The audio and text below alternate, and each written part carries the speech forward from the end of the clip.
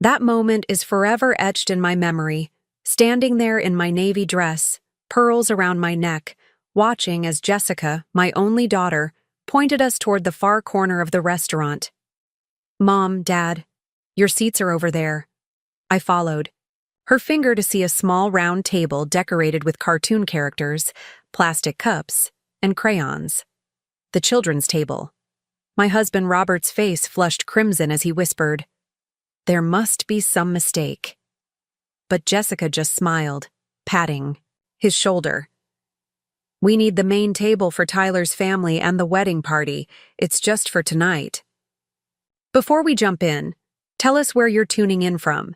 And if this story touches you, make sure you're subscribed, because tomorrow I've saved something extra special for you.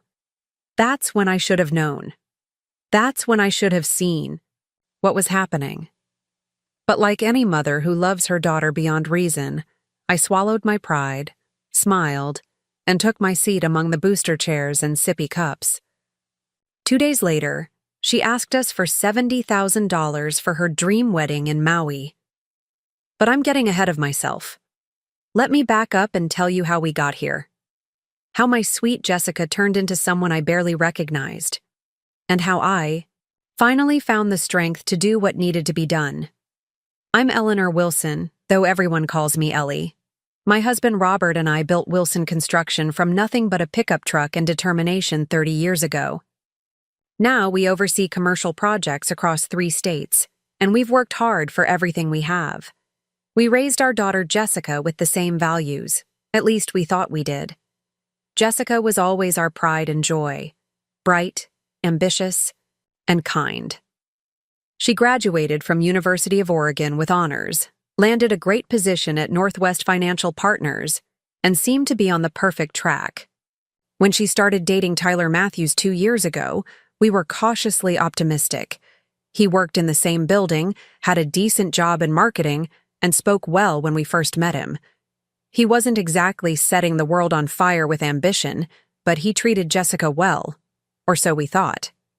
The first time we met Tyler's family was at their home for dinner, about 6 months into their relationship. I'll never forget pulling up to their modest suburban house and noticing how Tyler immediately tensed.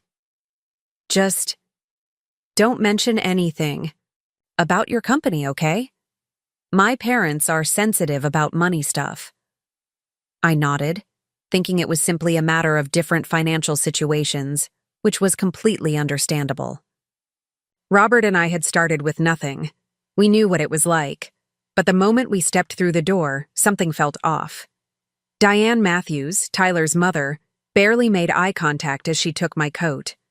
Her handshake was limp, dismissive. The house was cluttered, which didn't bother me. But what did strike me was how Diane immediately pulled Jessica aside, appraising her designer watch and handbag with narrowed eyes.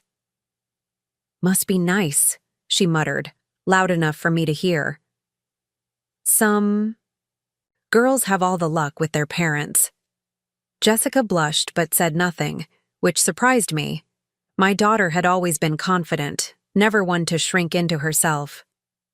Greg, Tyler's father, was slightly warmer, but spent most of the evening talking about himself, his golf game, his complaints about neighbors, his opinions on everything from politics to pasta sauce. What truly opened my eyes was when the topic turned to Jessica and Tyler's future. Diane leaned forward, lips pursed in what I'm sure she thought was a smile. "So, when you two get married, I hope you'll buy a house near us. We've always expected Tyler would stay close. Family should stay together, don't you think?"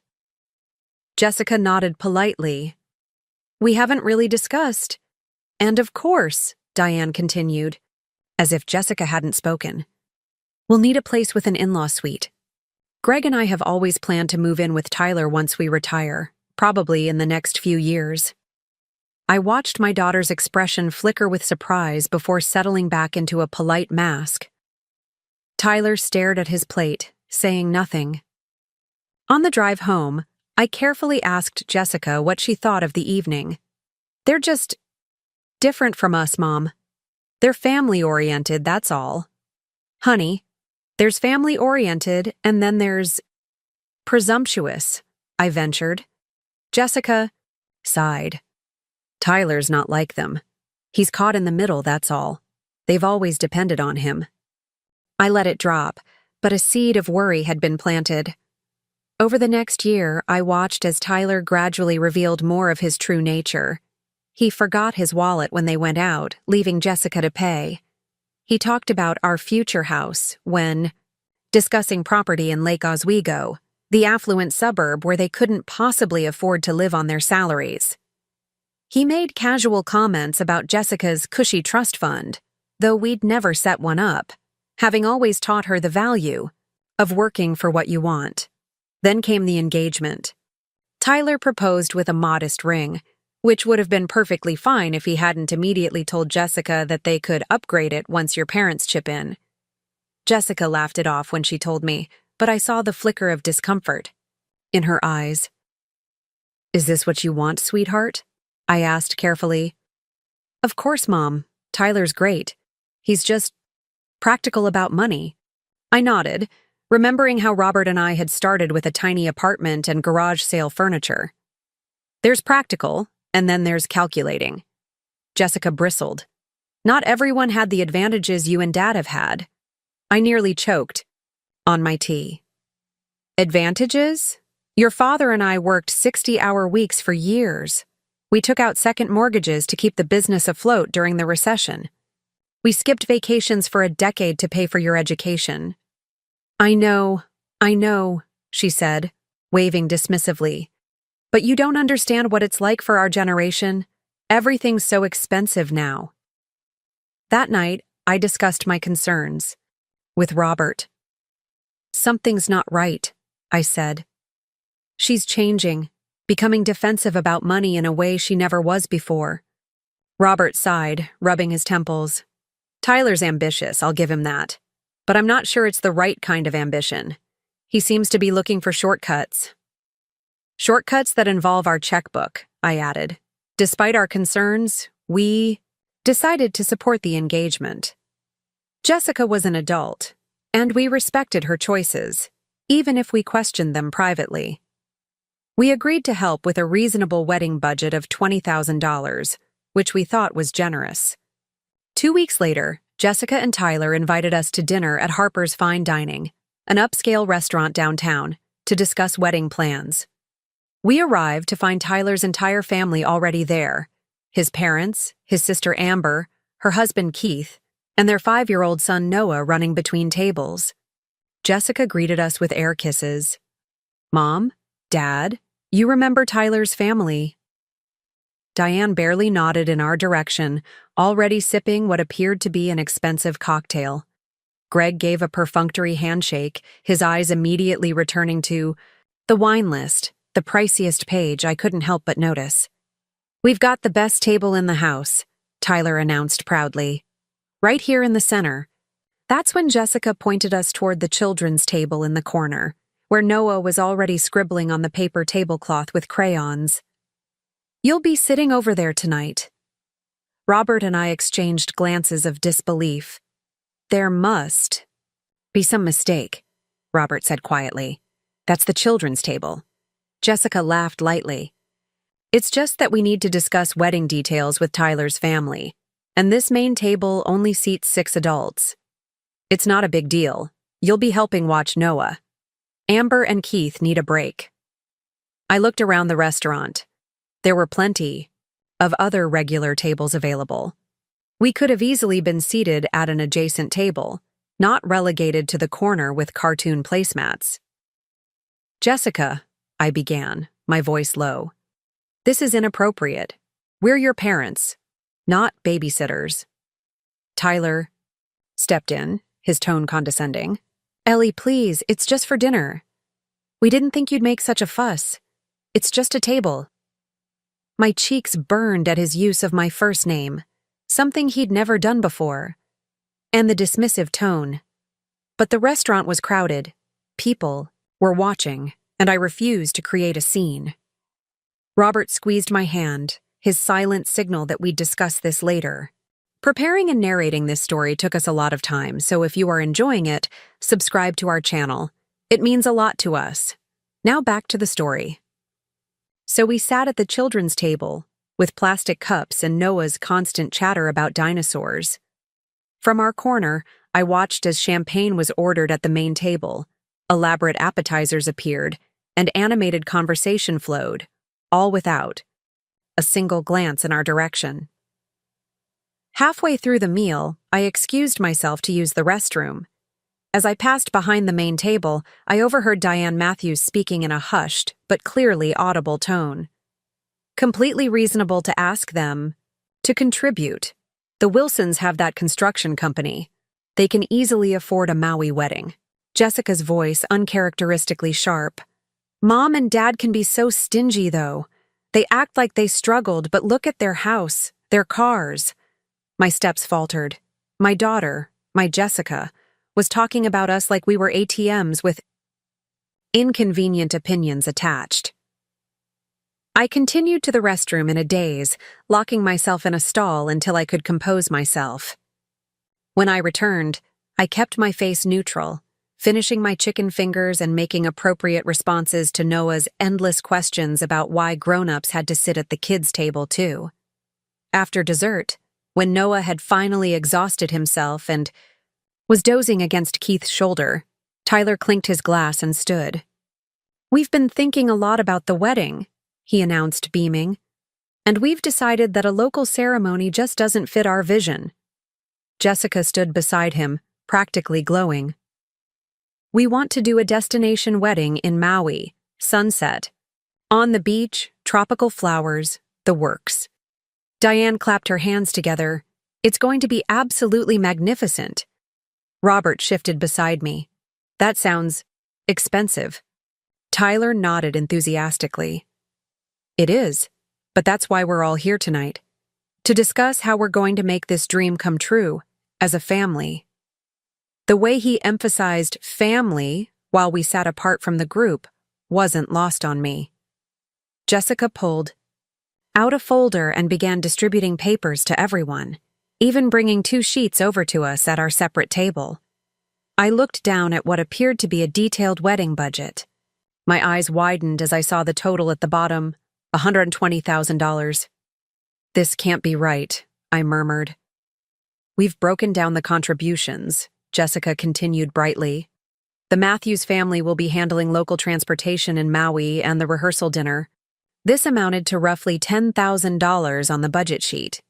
And we're hoping you and Dad can cover the venue, catering, and accommodations for the wedding party." I quickly calculated the figures, nearly $70,000. Robert cleared his throat. "Jessica, this is far beyond what we discussed." Tyler's smile didn't falter. "We know it's a stretch, but think of it as an investment in your daughter's happiness. Don't you want her to have the perfect day?" Before we could respond, Diane chimed in. "Our contribution is actually quite significant given our circumstances. We're making sacrifices too." I felt a sudden, overwhelming clarity. This dinner, the seating arrangement, it wasn't an oversight. It was deliberate. We had been physically positioned as outsiders, yet expected to foot the bill for their extravagance. "We need to discuss this privately," I said, my voice steadier than I felt. "Jessica, can we talk tomorrow?" Jessica frowned. "There's not much to discuss, Mom. The deposit for the venue is due next week. We just need you to transfer the money." $70,000 requires more than a split-second decision, Robert replied, his tone careful but firm. Greg Matthews snorted. "Come on, Robert. We all know that's pocket change for you folks." The restaurant seemed to go quiet around us. I looked at my daughter, really looked at her, and saw someone I didn't recognize. Her expression was entitled impatient, as if our hesitation was an unreasonable inconvenience. "We should go," I said quietly to Robert. We stood, thanked the group for dinner with as much grace as we could muster, and walked out into the cool Portland evening. In the car, Robert's knuckles were white on the steering wheel. What just happened in there? I stared out the window at the passing streetlights. "I think we just got a glimpse of our future if we don't set some boundaries." The money is one thing, Robert said slowly. But the disrespect, putting us at the children's table like we're afterthoughts, while expecting us to bankroll. Their fantasy, I finished. We drove in silence for several minutes before Robert spoke again. Remember when Jess was little and she'd save her allowance for weeks to buy us Christmas presents? I smiled at the memory. A coffee mug for you, drugstore perfume for me. She was so proud to have bought them herself, Robert continued. What happened to that girl? I didn't have an answer, but I knew we needed to find out, and fast. The next morning, Jessica arrived at our house unannounced. She breezed through the door in designer sunglasses, carrying a wedding magazine and a coffee. So I've been thinking, she began without preamble, we could actually cut costs by limiting the open bar to just the first 2 hours. I set down my gardening gloves and studied my daughter. Jessica, we need to talk about last night. She waved dismissively. I know, the seating arrangement was awkward, but Noah gets anxious without supervision, and Amber and Keith really needed adult time. So you thought the appropriate solution was to seat your parents, who are paying for this wedding, apparently, at the children's table? Robert asked, coming in from his home office. Jessica sighed dramatically. It's not like you're going to remember the seating chart 20 years from now. The important thing is the wedding, our dream wedding. That's what matters. What matters, I said carefully, is respect. Mutual respect. Fine, I'm sorry about the table, she conceded, though her tone suggested she was merely humoring us. Now, about the venue deposit. No, Robert said, the word hanging in the air between us. Jessica blinked. No what? No, we're not giving you $70,000 for a destination wedding, he clarified. That's not happening. Jessica's expression hardened. You promised to help with the wedding. We promised $20,000, I reminded her, which is still on the table. But this Maui extravaganza? The expectations that we'll fund luxury accommodations for Tyler's entire family? Absolutely not. Jessica's face flushed.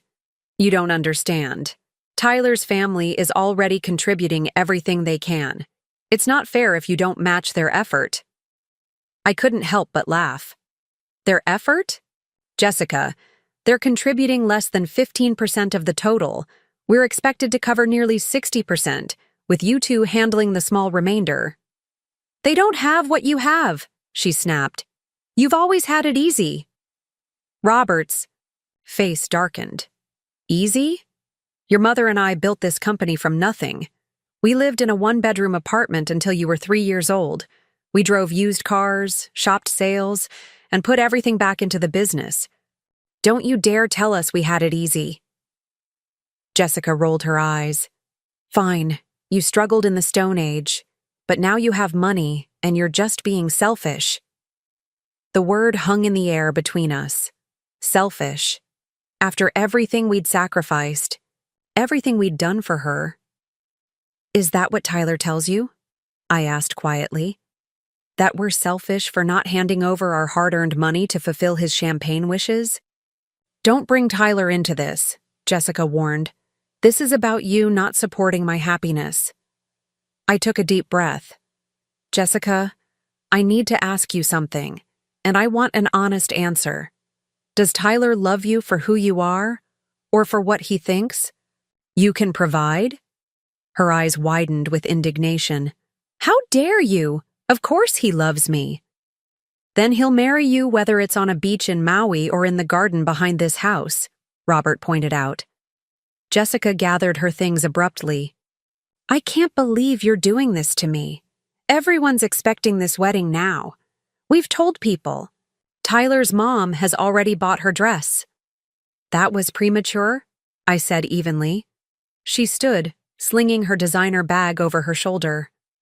Fine. If that's how you want to be, I'll figure it out myself. I always do. As she stormed toward the door, I called after her. Jessica, wait. This isn't about the money. This is about the person you're becoming, and it scares me. She paused, her back to us. For a moment, I thought she might turn around, might hear what I was really saying. But then she yanked open the door.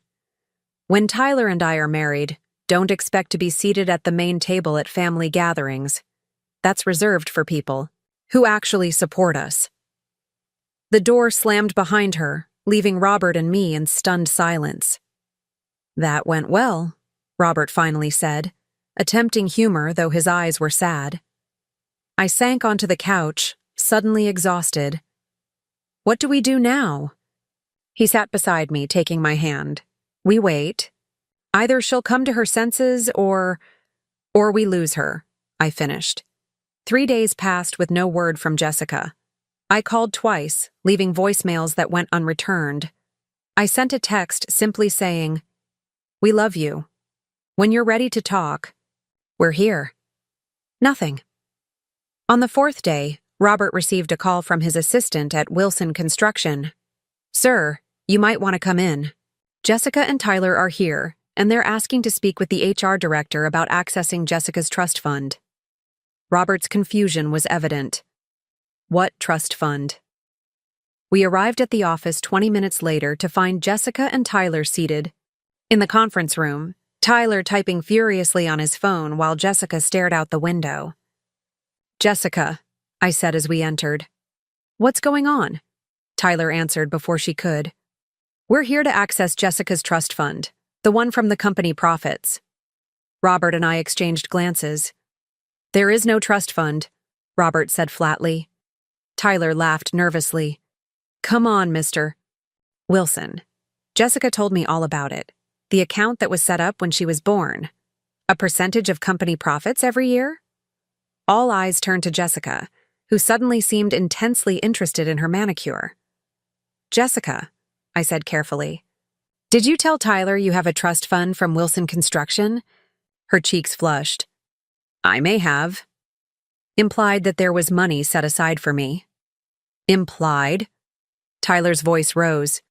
"You showed me statements, projections." My stomach sank. "What statements, Jessica?"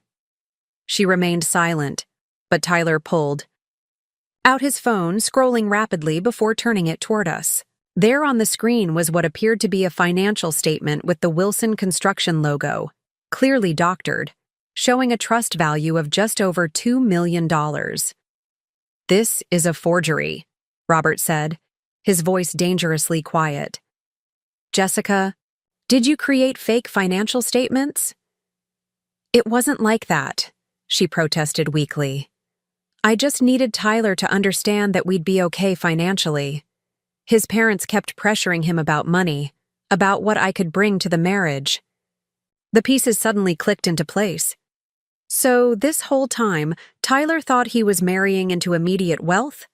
That's why he proposed? "No," Jessica insisted, but her eyes told a different story. "He loves me. The money was just a bonus." Tyler stood abruptly. "I need some air." He stalked out of the conference room, leaving Jessica alone with us.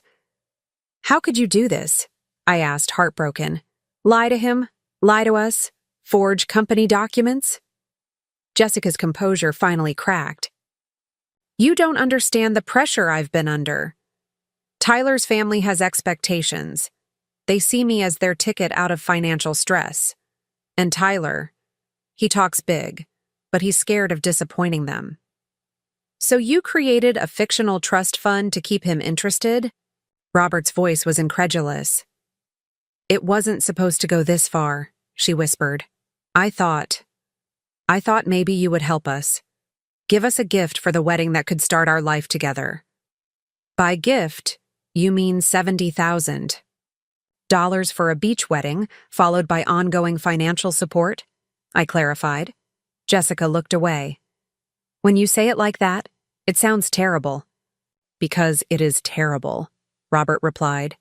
"It's manipulative and dishonest." A heavy silence fell over the room. Finally, I asked the question that had been haunting me since the dinner. "Jessica, Do you even want to marry Tyler? Or is this all about keeping up appearances now that you've created this financial fantasy? Her eyes filled with tears. I don't know anymore. I love him, but it's all gotten so complicated. His family has these expectations. They're already talking about moving in with us eventually, about how I'll need to support them in retirement since they haven't saved anything. Robert and I exchanged alarmed glances. And the wedding, she continued. It keeps getting bigger and more expensive because Diane insists on inviting all these distant relatives and business contacts. It's like they're using our wedding as a networking event. Jessica, I said, gently, this isn't what marriage should be built on. She wiped her eyes. But I've already told everyone. We've announced it. People have booked flights. People can get refunds, Robert said. Pride heals. But marrying the wrong person for the wrong reasons? That pain lasts a lifetime. Jessica looked between us, her expression vulnerable in a way I hadn't seen since she was a teenager. What do I do? I moved to sit beside her. You start by being honest.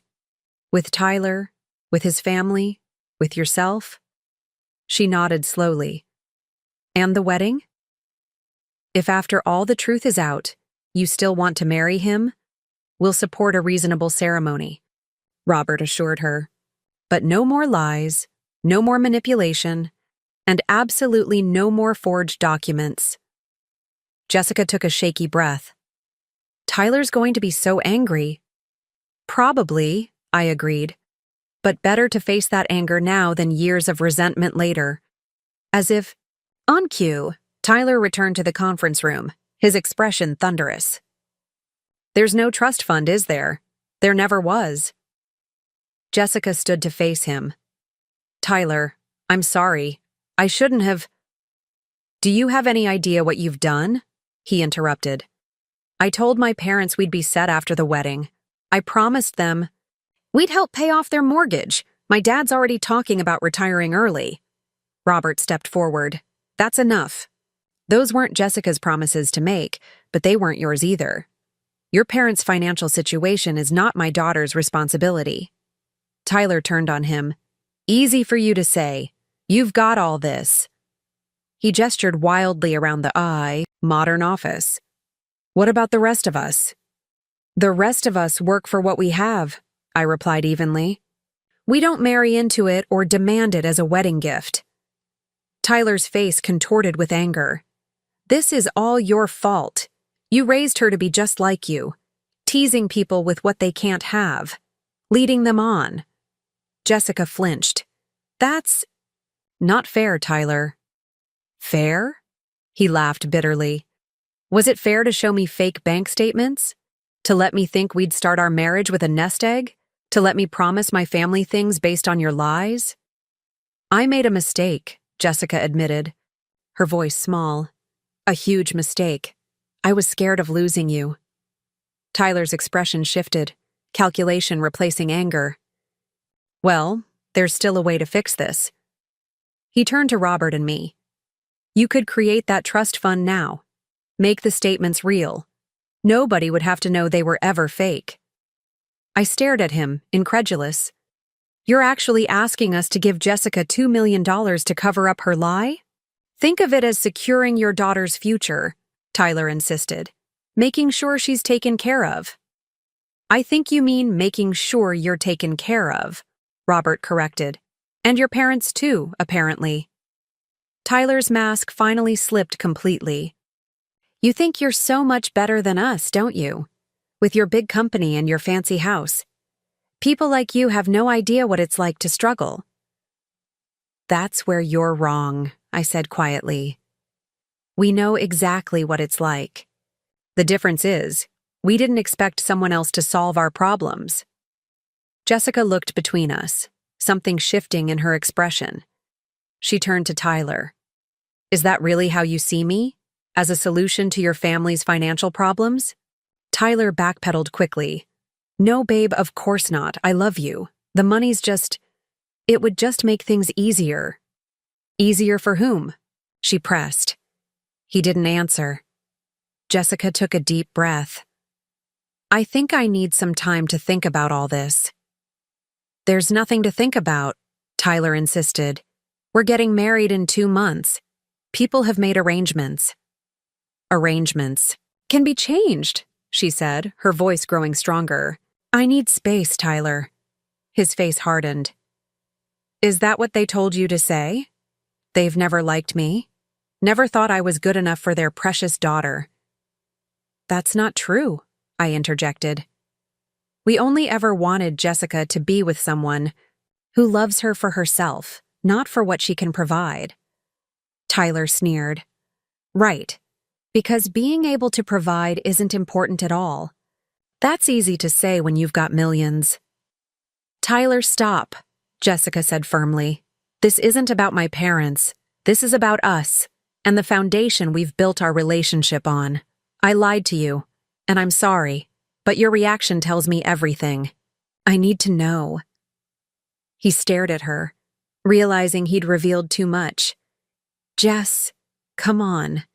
You know I love you. Maybe, she said sadly, but I don't think it's enough anymore. Tyler's eyes darted between the three of us, calculating his next move. Finally, he grabbed his jacket. Fine, take their side, but don't come crying to me when you realize what you've thrown away. As he stormed out, Jessica collapsed into a chair, tears streaming down her face. I've made such a mess of everything. I sat beside her, wrapping an arm around her shoulders. Sweetheart, we all make mistakes. The question is what we learn from them. Robert knelt in front of her.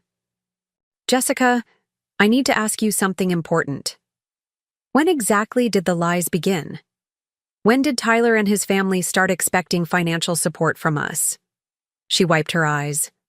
Almost from the beginning, his mother kept making comments about how lucky I was, how I'd never had to worry about money. Tyler would laugh it off, but then he started talking about how we could help them once we were married. At first, it was little things, maybe helping with a car payment or medical bill. Then it grew. And the trust fund story? I prompted. Jessica looked away, ashamed. His father kept asking how we'd afford a house in Lake Oswego on our salaries. Tyler got defensive, said I had family money coming. When they pressed for details, I panicked and made up the trust fund story. Robert sighed. And Tyler believed it without ever verifying? He wanted to believe it, Jessica said quietly. We both did. As the reality of the situation sank in, I felt a curious mix of heartbreak and relief. Heartbreak for the pain my daughter was experiencing, but relief that the truth had emerged before vows were exchanged, before lives were permanently entangled. What happens now? Jessica asked, looking smaller and younger than she had in years. I squeezed her hand. Now you take some time. Think about what you really want, not what Tyler or his family or even what Dad and I want for you. And the wedding? She asked. Let's put everything on hold, Robert suggested. No decisions need to be made today. Jessica nodded, then looked up with tear-filled eyes. I'm so sorry. About the lies, about the children's table, about everything. I don't know who I've been lately. We know who you are, I assured her. You just lost sight of it for a while. As we left the office together, Jessica between us, I felt a glimmer of hope. The path forward wouldn't be easy. There would be embarrassing conversations, canceled plans, perhaps even some financial losses. But my daughter was finding her way back to herself, and that was worth more than any destination wedding could ever be. Later that evening, as Robert and I sat on our back porch watching the sunset, he took my hand. She's going to be okay, you know? I nodded. I know, she's stronger than she realizes. Gets that from her mother, he said with a small smile. I leaned against his shoulder, thinking about the journey ahead. You know what's strange? I'm actually grateful for that dinner, for the children's table. Grateful? Robert asked, surprised. It was so blatant, so disrespectful, that it couldn't be ignored or explained away, I mused. Sometimes we need that moment of perfect clarity to see what's been in front of us all along. Robert nodded thoughtfully. The question is, what will Jessica do with that clarity? I gazed out at the deepening dusk, watching as the first stars appeared in the evening sky. She'll find her way, and this time, she'll be walking a path that's truly her own. The morning after our confrontation at Wilson Construction, I woke to the sound of gentle rain against the windows. Robert had already left for an early meeting, leaving me alone with my thoughts. I made coffee and settled. At the kitchen island, staring out at the misty Portland landscape, when my phone buzzed with a text from Jessica. "Can I come over? Need to talk." My heart skipped a beat. "Of course, I'm home all day," I replied. 40 minutes later, Jessica's car pulled into our driveway. Through the window, I watched her sit motionless behind the wheel for nearly 5 minutes before finally emerging. She looked different. Her designer clothes replaced by simple jeans and a sweater, her hair pulled back in a messy ponytail, her face bare of makeup. She looked younger, vulnerable, like the daughter I remembered. When I opened the door, she didn't speak, just stepped forward and wrapped her arms around me in a tight hug. I held her close, breathing in the familiar scent of her shampoo, feeling her shoulders shake with silent tears. "I've been so stupid. Mom," she whispered against my shoulder. I led her to the living room, where we sat side by side on the couch. "What happened?" I asked gently. Jessica wiped her eyes with the back of her hand. "After Tyler left yesterday, I went back to our apartment to think. When I got there, I found him and Diane going through all my financial paperwork, bank statements, investment accounts, even my retirement plan from work." My stomach tightened. "They were looking for money." She nodded, fresh tears spilling down her cheeks. "When they saw me, Tyler didn't even look guilty. He just said, 'We need to figure out what we're working with since your parents won't help.' Like my personal finances were communal property already."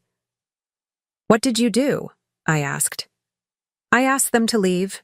Diane refused at first, saying they were just trying to help plan our future. I had to threaten to call the police before they finally went." She took a shuddering breath. But before she left, Diane said something I can't stop thinking about. She said, "This isn't what we agreed to, Jessica. You promised us security." The words hung in the air between us. "Did you?" I asked carefully. "Promise them security?" Jessica stared down at her hands. Not explicitly, but when Tyler would talk about how I could help his parents with bills or how we'd buy them a condo after we got married, I never contradicted him. I let them believe I could solve all their problems. "Why?" I pressed. "That's not like you, Jess." She was quiet for a long moment. "I wanted to belong," she finally admitted, her voice small. "The Matthews family is so tight-knit. They do everything together. They depend on each other. It's different from our family." The words stung, though I tried not to show it. "Different. How?" "You and Dad are so independent. You taught me to stand on my own feet, to make my own way. The Matthews, they pool everything. They share every burden, every decision." She looked up at me, her eyes searching. Sometimes I felt lonely being so self-sufficient. I absorbed her words, recognizing the truth in them. Robert and I had raised Jessica to be independent, perhaps to a fault. We'd emphasized achievement, responsibility, self-reliance, all good things, but perhaps we'd overlooked something important along the way. "I understand wanting to belong," I said softly. "Family connection is precious. But Jess, there's a difference between mutual support and exploitation." "I know that now," she said, wiping away tears. "Last night, after they left, I found text messages on Tyler's phone." She pulled out her own phone, scrolling quickly before handing it to me. I took pictures. I needed you to see I'm not making this up. The screen showed a conversation between Tyler and his mother. Tyler. Dad's freaking out about the trust. Fun thing. Says we need a backup plan. Diane. Tell Jessica your dad needs surgery or something. She'll get her parents to pay.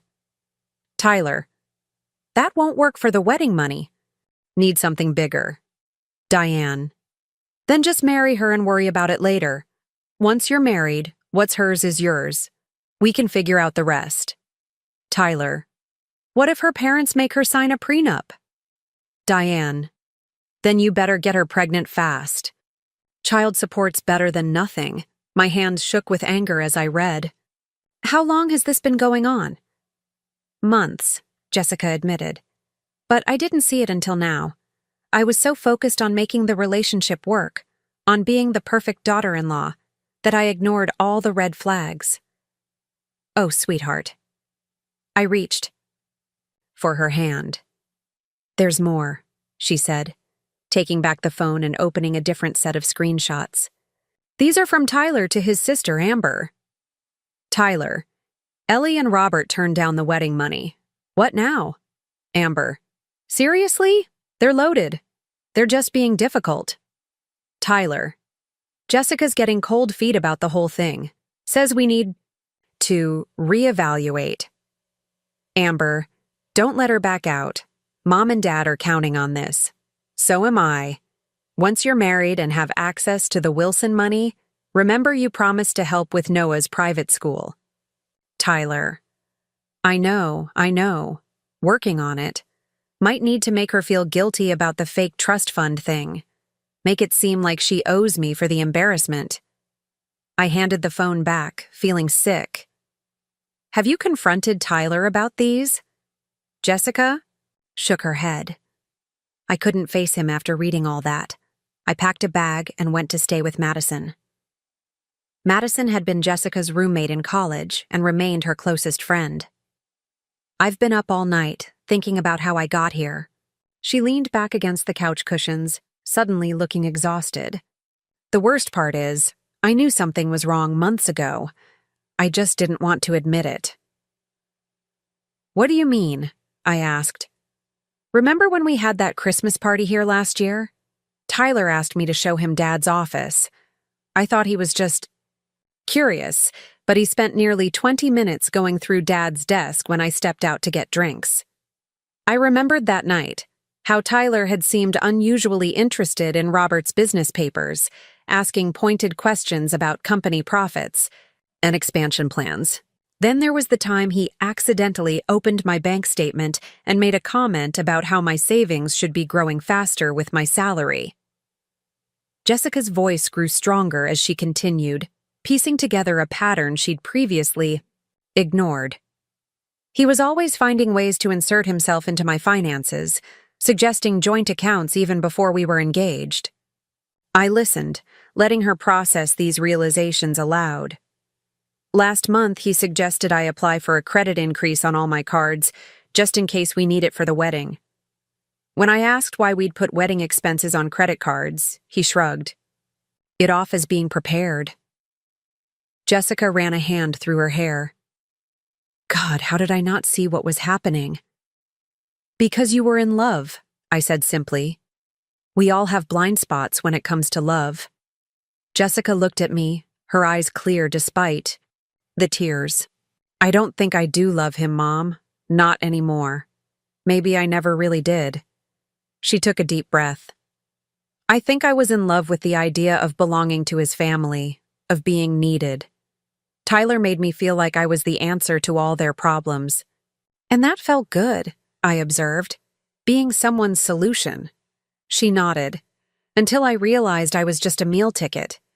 Her voice cracked, a walking, talking bank account.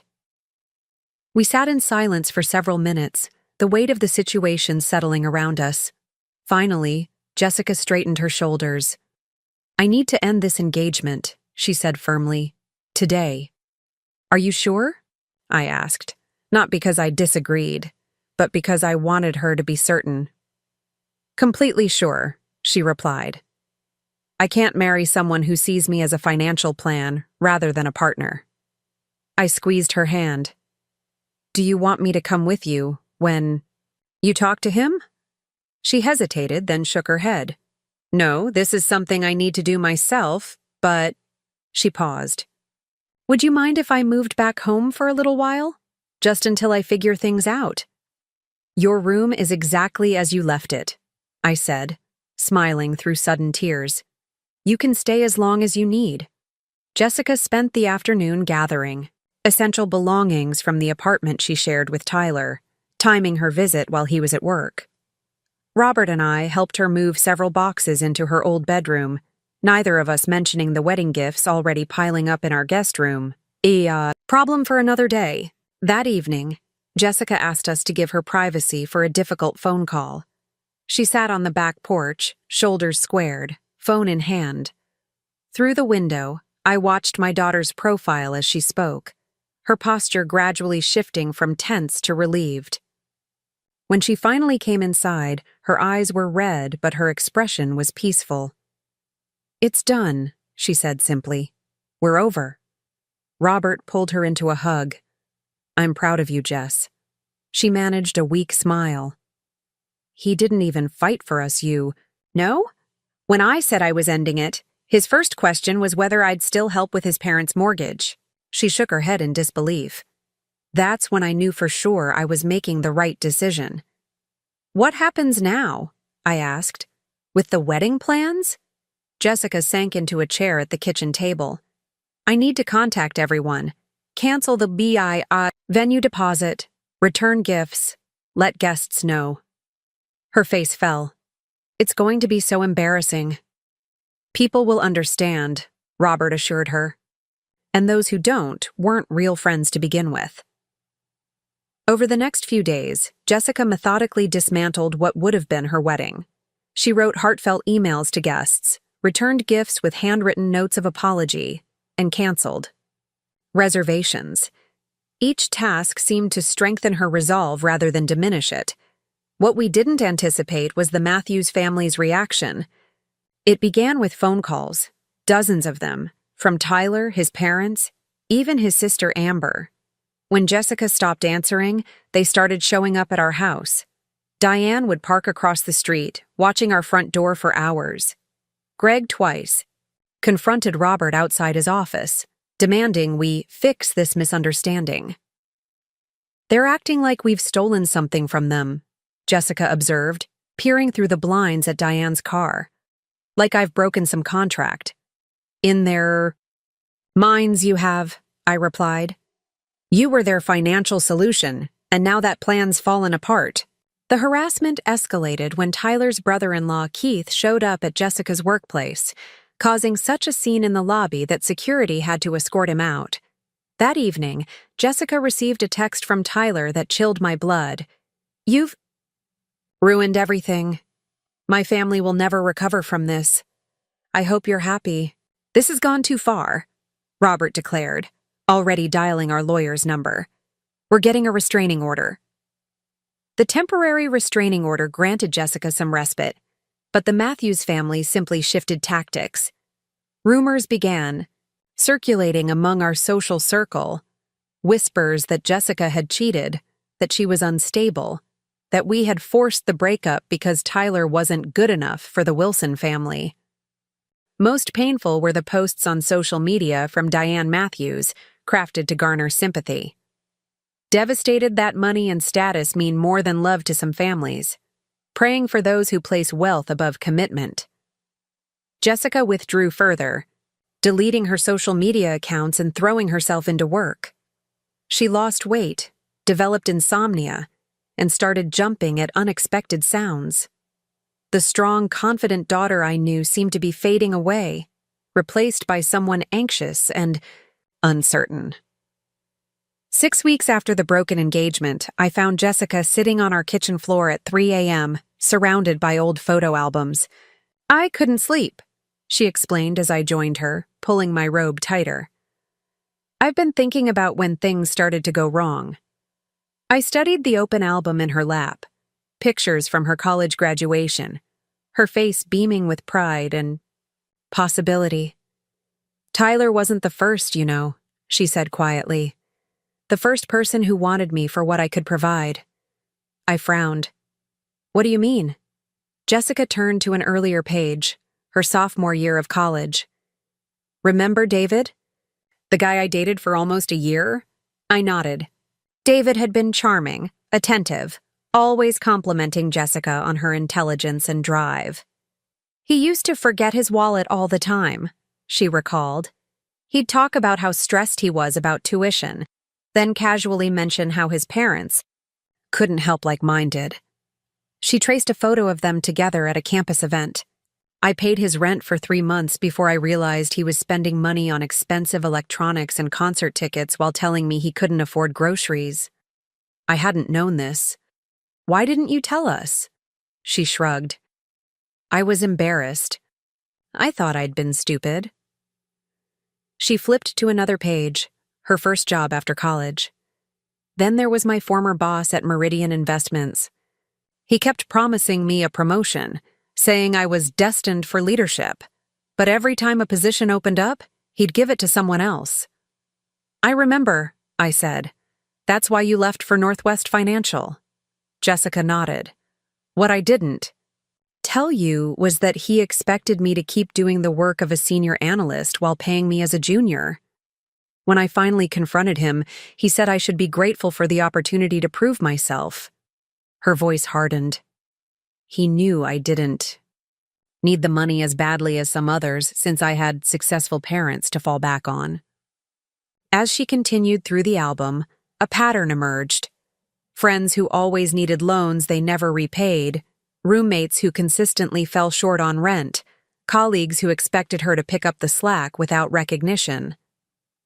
Small instances on their own, but together they painted a troubling picture. I think, she said slowly, I've been trained to believe my value is in what I can provide for others. That being needed is the same as being loved. The revelation struck me with the force of physical pain. Had Robert and I inadvertently contributed to this belief? We'd raised Jessica to be generous, to help others when she could. But had we forgotten to teach her that she deserved to be valued for herself alone? Jess, I began, carefully choosing my words. There's a difference between generosity and being exploited, between being supportive and being used. I know that intellectually, she said, but emotionally, I keep finding myself in these same patterns. She closed the album with a decisive snap. I don't want to do it anymore. Good, I said firmly, because you deserve better. She leaned her head against my shoulder, suddenly looking exhausted. How do I break the cycle? One day at a time, I replied, starting with being kind to yourself. Over the next month, Jessica began seeing a therapist, someone specializing in relationship patterns and family dynamics. She threw herself into projects at work, earning recognition that boosted her confidence. Slowly, the color returned to her cheeks, the spark to her eyes. Then came the invitation to the annual Financial Services Awards dinner, a prestigious event where Jessica's team was nominated for Innovation of the Year. She'd been instrumental in developing the investment strategy that earned the nomination. I don't know if I should go, she confessed as we shopped for groceries one weekend. Tyler might be there. His company usually sends representatives. All the more reason to attend, I countered. This is your accomplishment, your night.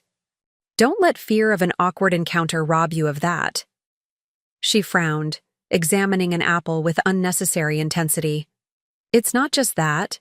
I'd have to go alone. Everyone else will have dates. So? You're comfortable on your own? Am I? She looked up, her expression wistful. Sometimes I think I've forgotten how to be. That evening, while Jessica was at her therapy session, I broached the subject with Robert. She needs to go to this awards dinner. It's important for her career. He agreed. But she's still fragile. Running into Tyler or, God forbid, any of his family members could set her back. What if we went with her? I suggested. Not as dates, but as her support system. We could sit at a different table even. Just be present in case things get difficult. Robert considered this. It's not conventional, but when have we ever cared about convention? When Jessica returned, we presented our idea. To my surprise, she didn't immediately reject it. You wouldn't mind? She asked, looking between us. It's not exactly a parent-friendly event. Lots of drinking, networking, industry gossip. We've survived worse, Robert assured her with a smile. And we'll stay out of your way. Think of us as your emergency backup, not your chaperones. The night of the awards dinner arrived, and Jessica looked stunning in a simple black dress, her hair elegantly styled, a quiet confidence in her stance that had been missing for months. She'd insisted on driving separately, asserting her independence in a way that made me quietly proud. The event was held at the Sentinel Hotel downtown, its historic ballroom transformed with twinkling lights and elaborate floral arrangements. Robert and I found our table near the back, while Jessica joined her colleagues closer to the stage. From a distance, I watched my daughter work the room, shaking hands, laughing at jokes, discussing industry matters with the ease of someone in her element. She looked so grown up, so accomplished, that my heart swelled with pride. She's going to be fine, Robert murmured, following my gaze. Better than fine. I was about to agree when I spotted him, Tyler, standing near the bar in a poorly fitted suit, scanning the room with obvious intent. When his eyes landed on Jessica, his expression darkened. He immediately began moving in her direction. "Robert," I hissed, nudging him. 3:00. He spotted Tyler and was half rising from his seat when another figure intercepted Tyler's path, a tall man in an impeccably tailored suit. Though I couldn't hear their conversation, the man's body language was clear.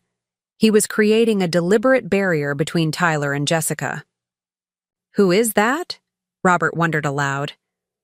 The stranger spoke briefly to Tyler, who appeared to argue before finally retreating to the far side of the room. The man then turned, and I caught a glimpse of his profile, handsome, with kind eyes and an assured demeanor.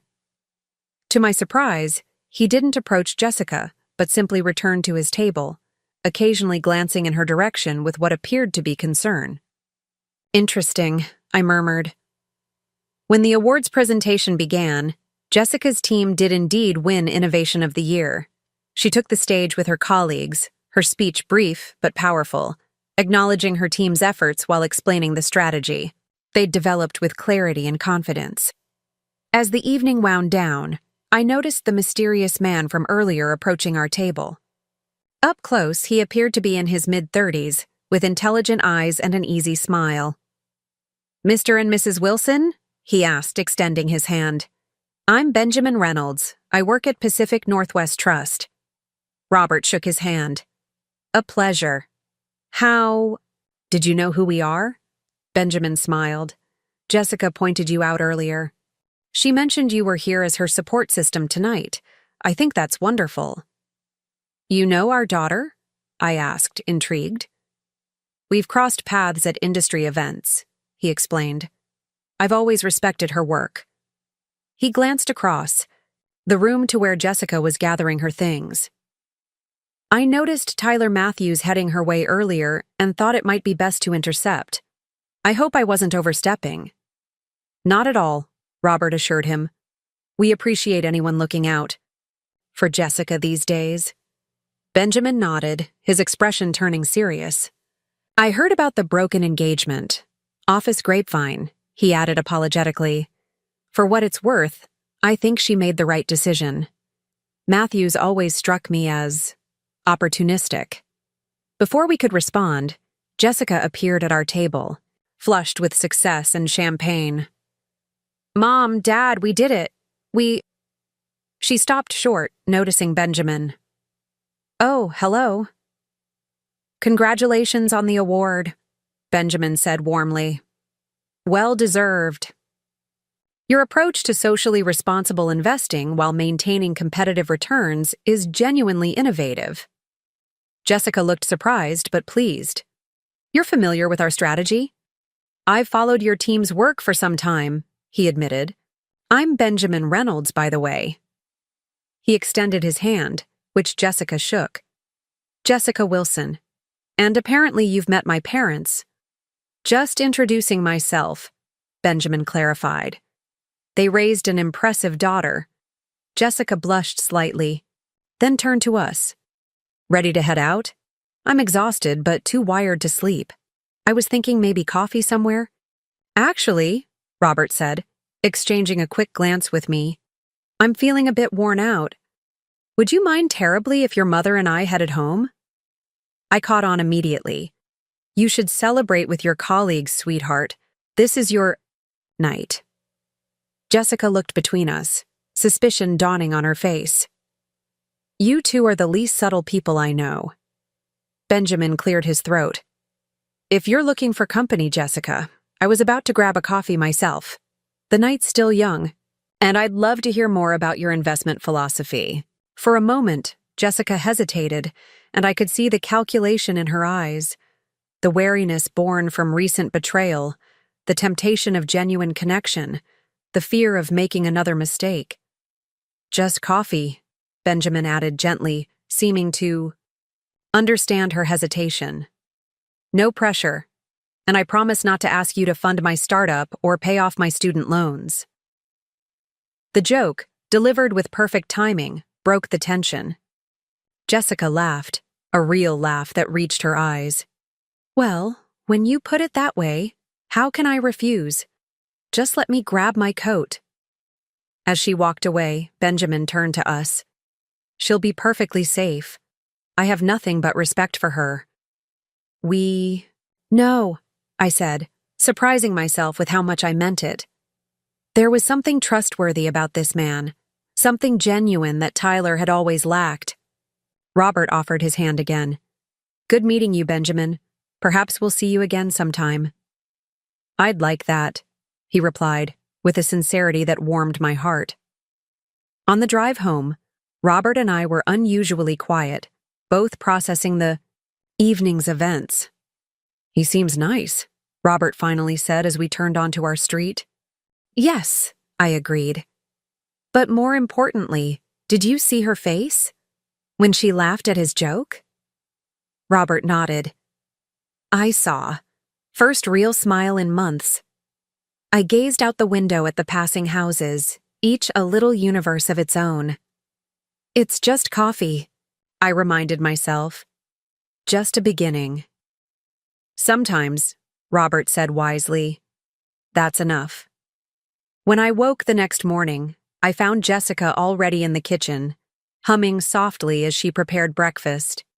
Her hair was pulled back in a messy bun, and she wore an old college sweatshirt, but there was a lightness to her movements that had been missing for too long.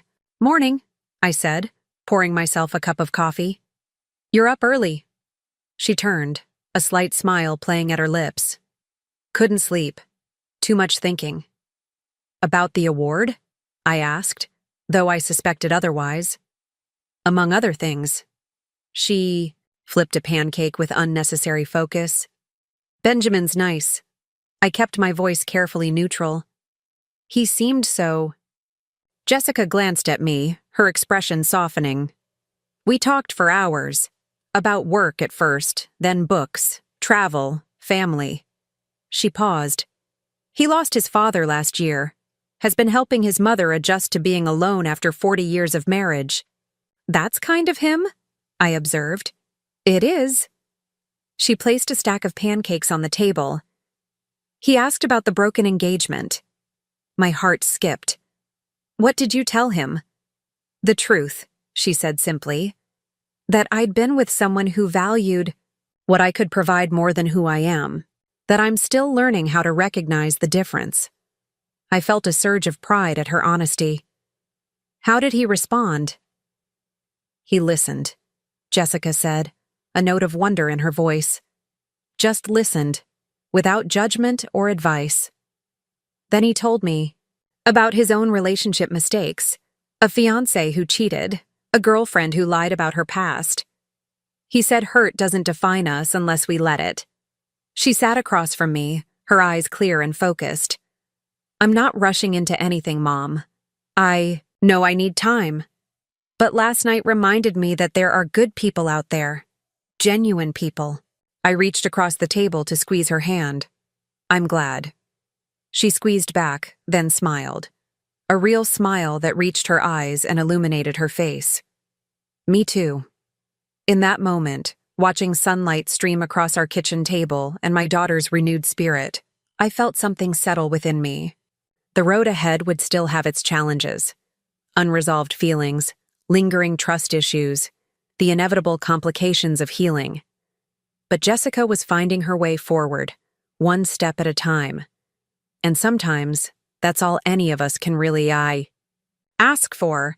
Not perfection, not an absence of pain, but the courage to keep moving, to stay open to possibility, to believe in better days ahead.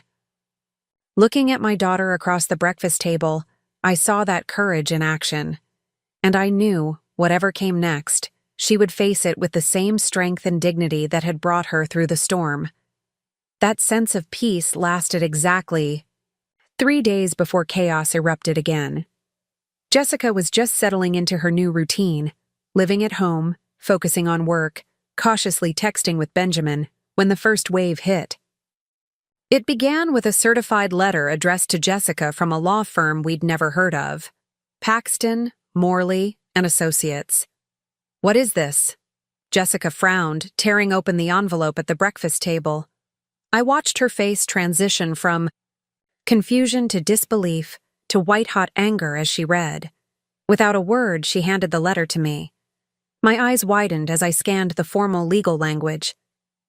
They're demanding reimbursement for financial losses incurred due to the canceled wedding? This can't be serious. Robert took the letter, his expression darkening as he read.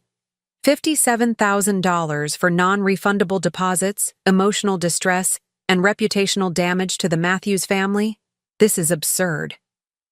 Jessica's hands trembled slightly as she poured herself more coffee. They're claiming I led Tyler on in bad faith, knowing I never intended to go through with the wedding. That's the exact opposite of what happened, I said, indignant. If anyone acted in bad faith, it was Tyler and his family, trying to use you as their personal bank account. They've also listed Tyler's mother's dress, their airfare to Maui for a venue inspection trip, and Jessica's voice caught. $50,000 for the dowry investment they claim Tyler's parents made in his future by helping him relocate to Portland to be with me 3 years ago. Robert set the letter down with deliberate calm. This isn't a legal claim. It's harassment dressed up in legal terminology. Should we be worried? Jessica asked. About the legal claim? No, it's baseless, Robert assured her.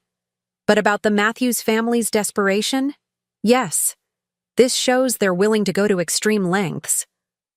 I studied my daughter's face, noting the shadows under her eyes that had just begun to fade. Now, deepening again. We'll handle this, I promised. We'll contact our lawyer today. Jessica nodded, but her earlier lightness had vanished. As she headed upstairs to prepare for work, I turned to Robert. They're not going to let her go, are they? I asked quietly. Robert's expression was grim. They've convinced themselves she owes them a lifestyle upgrade. People with that level of entitlement rarely give up easily. Our lawyer, Miranda Chen, wasted no time addressing the claim. Her response letter was a masterpiece of professional contempt, dismantling each accusation while subtly reminding the Matthews family that pursuing this further would only expose their own questionable behavior. This should put an end to the legal angle, Miranda assured us during a conference call. Their claims wouldn't survive the first hearing, and they'd risk counterclaims for harassment. For a brief moment, we believed her. Then the social media campaign began. Diane Matthews, apparently realizing that legal intimidation had failed, pivoted to public humiliation. She created a private Facebook group called Wedding Disasters and Warning Signs, that quickly grew to over 300 members, many from Portland's tight-knit business community. Though she never named Jessica directly, her posts left little doubt about the target. When a bride-to-be backs out 3 weeks before the wedding, leaving a devastated family with bills they can't afford, what recourse do parents have? Asking for a heartbroken friend whose son was abandoned by his too-good-for-us fiancé. The post accumulated dozens of sympathetic comments, many from people Jessica knew professionally. Tyler's sister Amber took a more direct approach on Instagram, posting a photo of her tearful son holding a Best Ring Bearer t-shirt with the caption, "Having to explain to your 5-year-old why he can't be in Auntie's wedding anymore because she decided her family wasn't good enough? Thanks for the life lesson in disappointment, Jay. Hope your parents' money keeps you warm at night." Jessica discovered the posts during her lunch break. I received her text, simply SOS, and found her in her office, door closed, blinds drawn, staring at her computer screen in horror. "Everyone's seen these," she whispered as I entered. "Clients are asking if I'm okay. My boss called me in this morning to make sure personal issues wouldn't affect my performance." I glanced at the screen, my blood pressure rising at the sight of yet another passive-aggressive post from Diane, this one hinting at financial irregularities that had come to light after the engagement ended. "They're trying to damage your reputation," I said, keeping my voice steady. "Make it about you being shallow or dishonest, instead of them being greedy and manipulative." Jessica closed her laptop with a decisive click. "I can't fight this. Responding would only give it oxygen." "You're right," I agreed. "But ignoring it isn't working either." She ran a hand through her hair, disheveling it further. "What's the alternative? Go nuclear? Post screenshots of Tyler's texts about using me for money? Expose his mother's plans to move in with us?" I considered this. "It would certainly set the record straight." "And make me look bitter and vengeful," Jessica countered. "Plus, it would just escalate the war. I need this to end, Mom, not intensify." She was right, of course. Engaging in a public mudslinging match would only prolong the pain and potentially damage her professional reputation further. But staying silent while the Matthews family controlled the narrative felt equally wrong. That evening, we held a family strategy session around the dining table. Robert had printed out the most damaging social media posts, along with screenshots of supportive messages Jessica had received from friends who saw through the manipulation. "We need to understand what they really want," Robert said, laying everything out. "This isn't just about humiliating Jessica. They're too strategic for that." Jessica nodded. "They want money. They always have." "But the legal route failed," I pointed out. "And publicly shaming you might make them feel better, but it doesn't put cash in their pockets." "Unless?" Robert trailed off, thinking. "Unless they're trying to pressure you into a settlement. Make your life so miserable that paying them off seems like the easiest option." Jessica's eyes widened. "You think that's it? They're hoping I'll just write a check to make them go away?"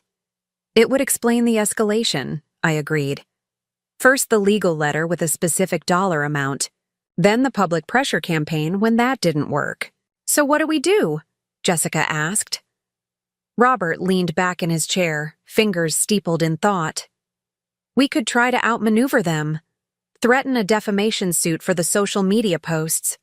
Your mother and I could post our own accounts of what really happened." Jessica shook her head. "No, that just keeps the story alive. I want this to end."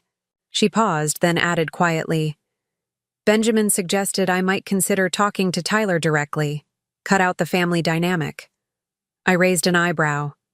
"When did Benjamin suggest this?" A faint blush colored Jessica's cheeks. "We had dinner last night. I mentioned the legal letter." Seeing my expression, she quickly added, "It was just at that little Italian place on 23rd. Very public, very casual." Robert and I exchanged glances but kept our focus on the problem at hand. "Meeting," Tyler alone might be risky, I cautioned. He's proven untrustworthy, and his family has him firmly under their influence. Not alone, Jessica clarified. Benjamin offered to come with me, as a neutral third party. She fidgeted with her napkin. He works with conflict resolution.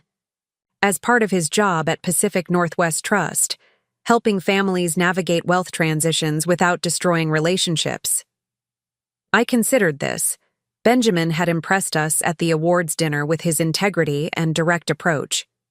Having him present might actually help control the situation. If you think Tyler would agree to meet without his family, it might be worth trying, I conceded. But I'd want ground rules. Public place, limited time, clear agenda. Jessica nodded, looking relieved. That's exactly what Benjamin said. 2 days later, Jessica met Tyler at a downtown coffee shop with Benjamin present as a mediator. Robert and I waited anxiously at home, jumping every time my phone buzzed. Finally, after 90 minutes that felt like 9 hours, Jessica texted, "Heading home. All okay. Interesting development." She arrived 30 minutes later, looking thoughtful but not distraught. Benjamin accompanied her to the door but declined coming in, saying he needed to get back to work. The brief look they exchanged spoke volumes about a growing connection beyond this crisis. Once inside, Jessica kicked off her shoes and collapsed onto the sofa. Well, that was illuminating. "What happened?" I asked, perching beside her. Robert leaned against the doorframe, trying to appear casual despite his obvious concern. Jessica took a deep breath. "Tyler's drowning. His parents have racked up nearly $70,000 in credit card debt planning for their new life after we got married. They've already given notice at their apartment because they were so sure they'd be moving in with us." "That's not your problem," Robert said firmly. "No, it's not," Jessica agreed. "But here's the thing. Tyler's miserable, completely miserable. His mother has been screening his calls, monitoring his text messages, even going through his mail looking for any communication from me." I frowned. He's a grown man. "A grown man who's been controlled his entire life," Jessica countered. The more he talked, the clearer it became that he's as much a victim of his family's manipulation as I was. Maybe more so, since he's never had the chance to break free. Robert's expression remained skeptical. "That sounds suspiciously like an excuse for his behavior." "Not an excuse," Jessica clarified.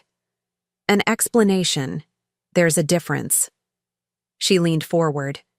"The interesting part is what happened when Benjamin asked Tyler point blank what he actually wants from me now."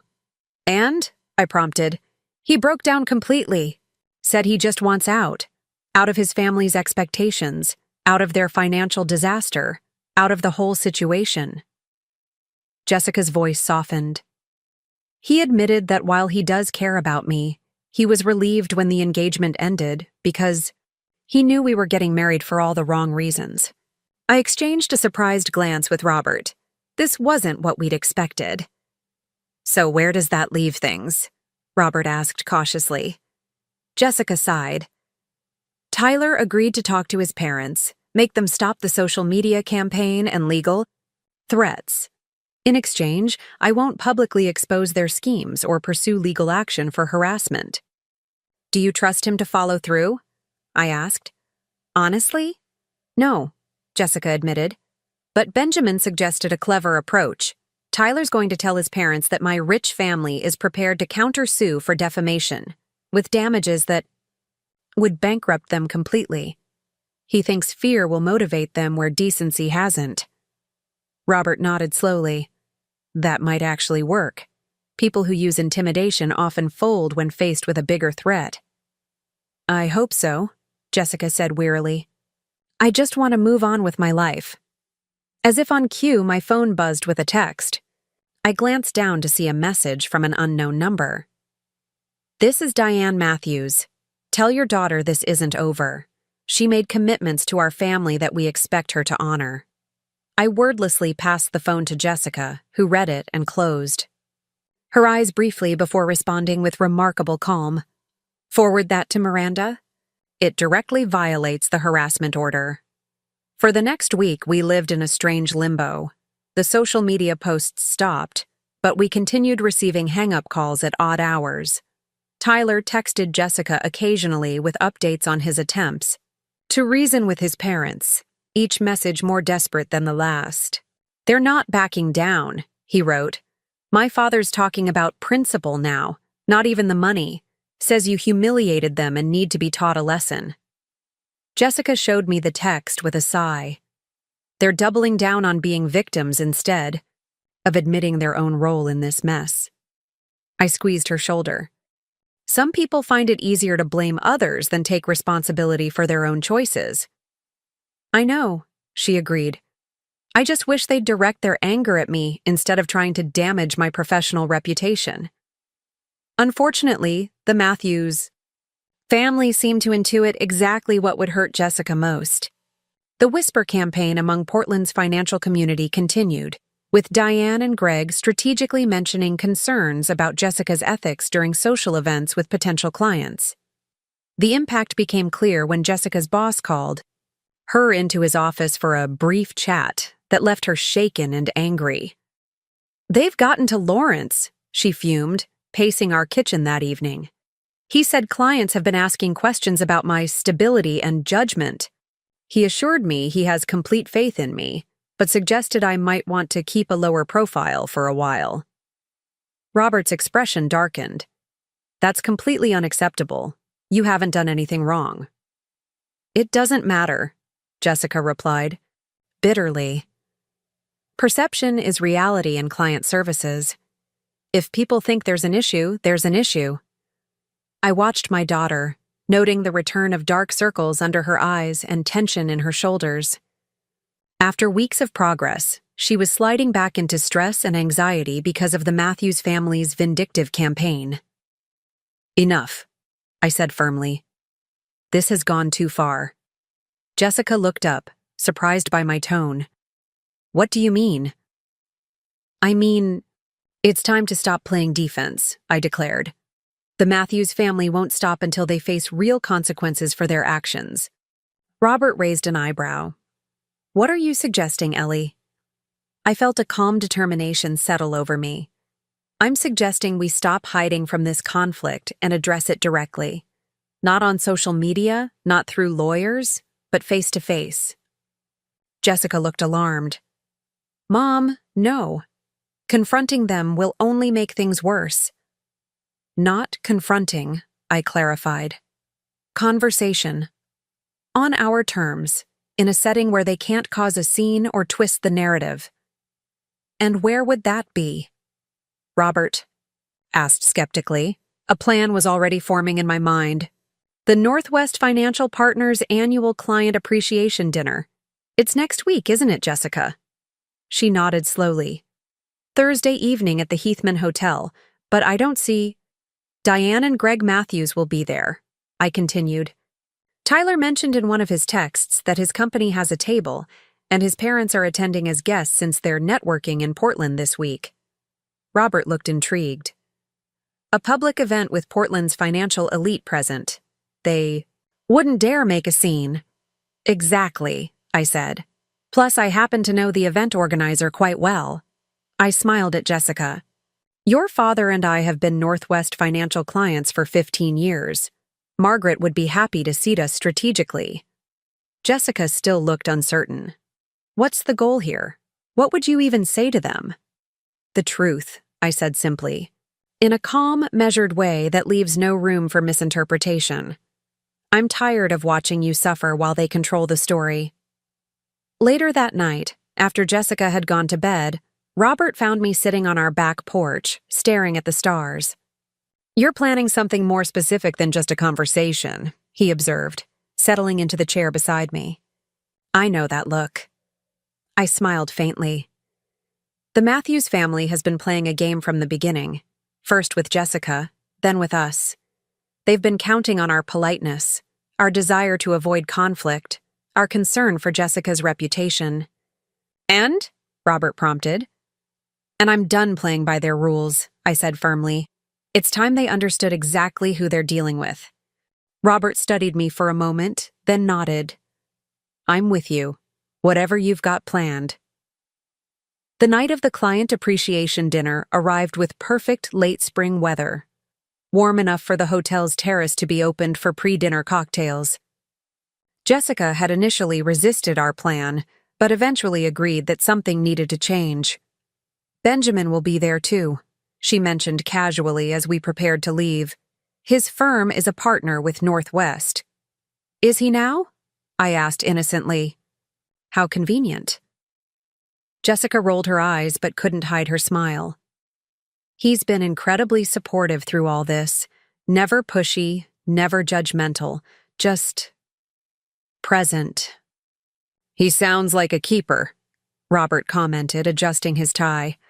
Let's not get ahead of ourselves, Jessica cautioned, though her expression softened. But yes, he's different, in all the right ways. We arrived at the Heathman Hotel just as the cocktail hour began. The terrace was already filling with Portland's financial community, small groups forming and reforming as people mingled. Jessica excused herself to greet colleagues while Robert and I surveyed the scene. It didn't take long to spot them. Diane Matthews stood near the bar in a too-tight silver dress, her husband beside her in an ill-fitting suit, both clutching champagne glasses and scanning the crowd with predatory focus. When they spotted Jessica across the terrace, Diane's expression hardened, and she whispered something to Greg. Here we go, Robert murmured, noticing the same thing. Before the Matthews could make a move, I spotted Benjamin approaching Jessica, greeting her with a warm smile and respectful distance that nonetheless conveyed deep affection. Even from across the terrace, I could see Jessica's posture relax in his presence. Diane noticed too. Her eyes narrowed as she watched the interaction, clearly calculating this new variable in her vendetta against Jessica. Time for us to make our move, I said to Robert, straightening my shoulders. Ready? He nodded, taking my arm. Let's go meet the in-laws that never were. We approached Diane and Greg directly, with the confident smiles of people with nothing to hide. Mr. and Mrs. Matthews, I greeted them pleasantly. I'm Eleanor Wilson, and this is my husband, Robert, Jessica's parents. Diane nearly choked on her champagne. Greg's eyes darted around, looking for escape routes, but finding none in the crowded space. What do you want? Diane finally managed, her voice tight. Just a friendly conversation, I assured her, maintaining my smile. We thought it was time we met properly, given how much energy you've been devoting to our daughter lately. Greg shifted uncomfortably. This isn't the place. Actually, it's the perfect place, Robert interjected smoothly. Public, professional, plenty of witnesses. Ideal for clearing the air. Diane's artificial smile looked painful. There's nothing to discuss. Your daughter broke my son's heart and left our family with significant financial burdens. End of story. Not quite, I replied, keeping my voice low and pleasant. You see, we have a different perspective on events, one supported by text messages, bank records, and witness accounts. Greg's face paled slightly. What are you talking about? I sipped my water before continuing. We have documented evidence of your family's attempts to exploit Jessica financially, from the fake medical emergencies to the explicit texts about getting her pregnant to secure child support. Diane's eyes widened in alarm. That's absurd. Tyler already has, Robert cut in. He's provided copies of family conversations going back months, planning how to access the Wilson fortune through marriage to our daughter. This was a calculated bluff, but from their expressions, it had hit home. Tyler hadn't actually given us such documentation, but his text to Jessica had revealed enough that our claim was plausible. So here's what's going to happen, I continued pleasantly. The harassment stops today. The legal threats, the social media posts, the whisper campaign against Jessica at work. All of it ends immediately. Greg attempted to regain control. Or what? You'll sue us? Good luck proving harassment from a few Facebook posts.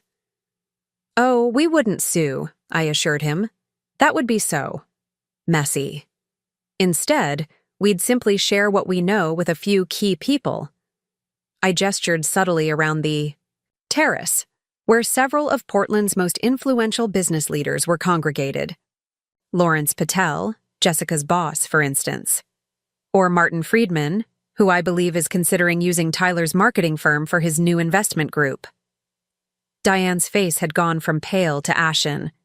You wouldn't dare. We absolutely would, Robert replied calmly. You've spent weeks attempting to damage our daughter's reputation. Did you really think there wouldn't be consequences? I leaned in slightly. Here's the deal. You leave Jessica alone, completely alone, and we'll keep what we know private. You continue your campaign against her, and every client, colleague, and contact in your network will receive documented evidence of your family's true character. Greg's jaw clenched. This is blackmail. This is accountability, I corrected, and it's the most generous offer you're going to get. For several tense moments, we stood in silence, the cheerful cocktail conversation flowing around us, in stark contrast to our quiet confrontation. Finally, Diane spoke, her voice barely controlled. Fine, we'll stop. But don't expect us to pretend everything's fine if we run into Jessica.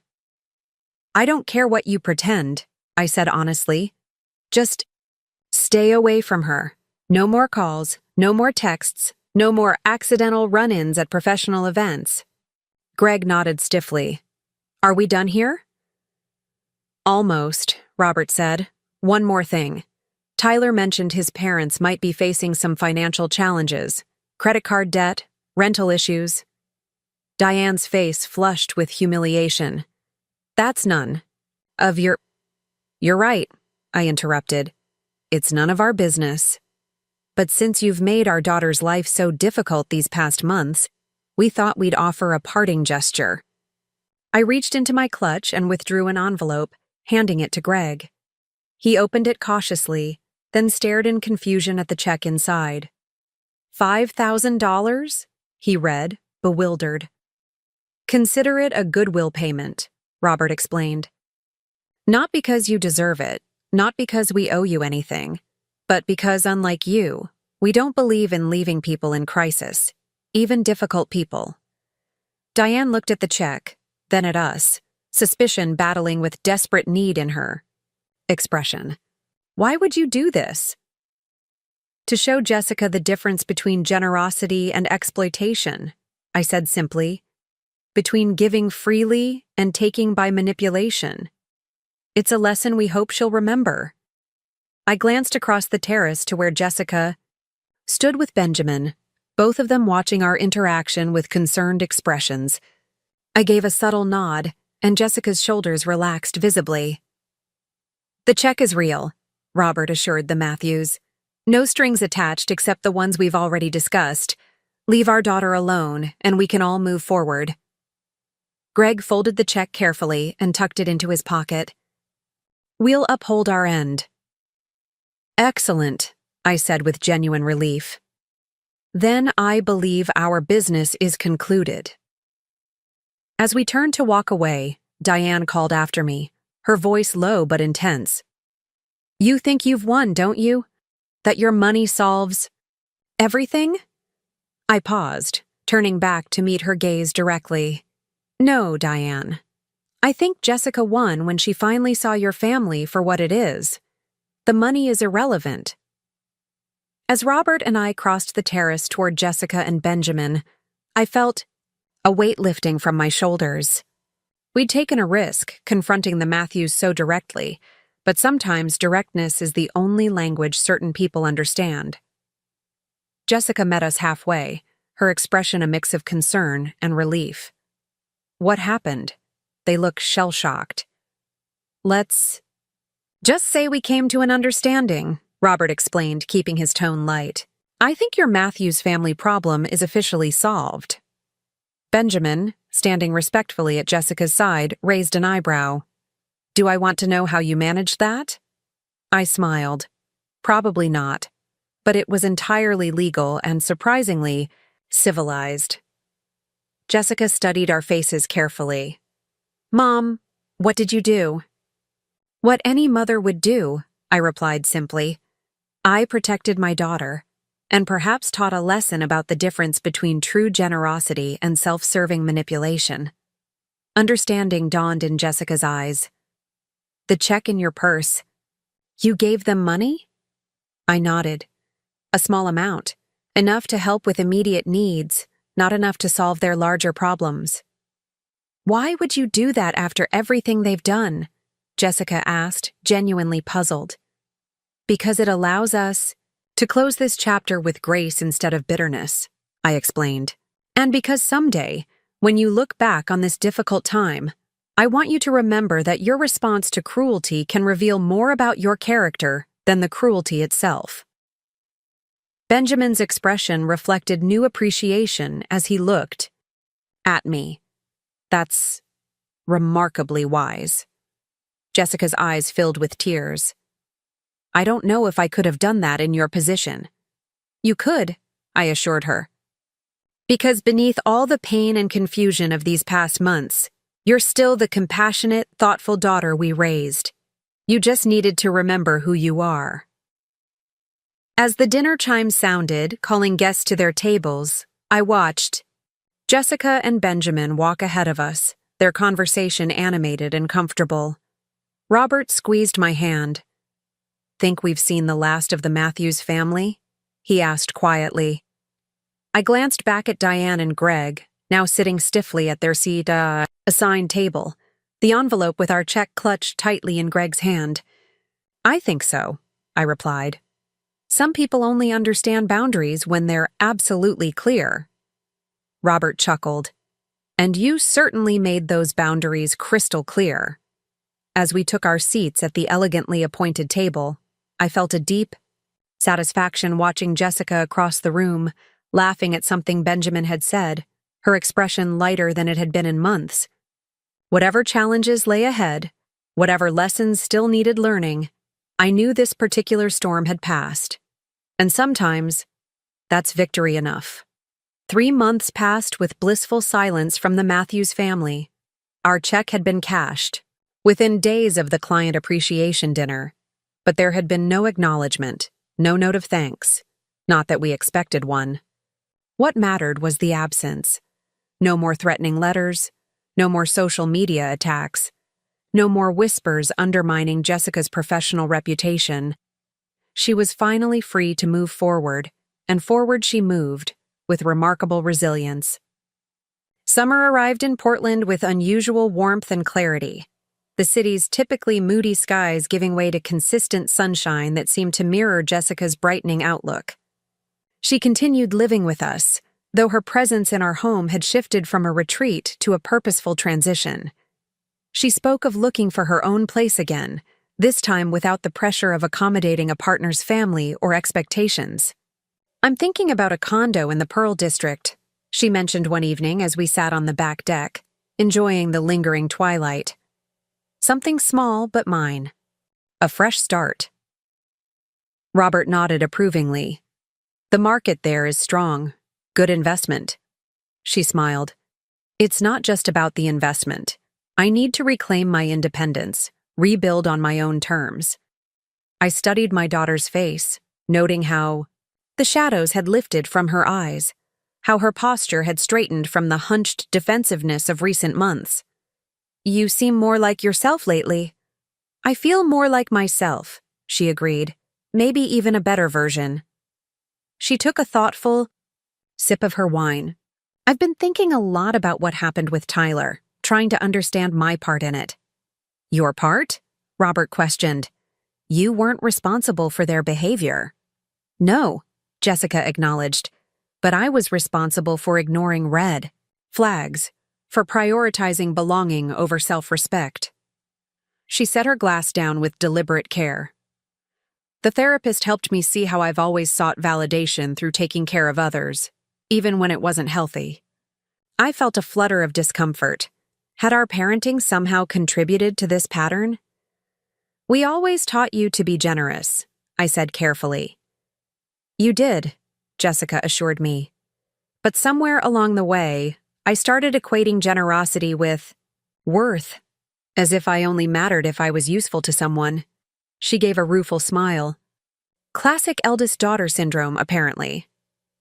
Robert leaned forward. And now?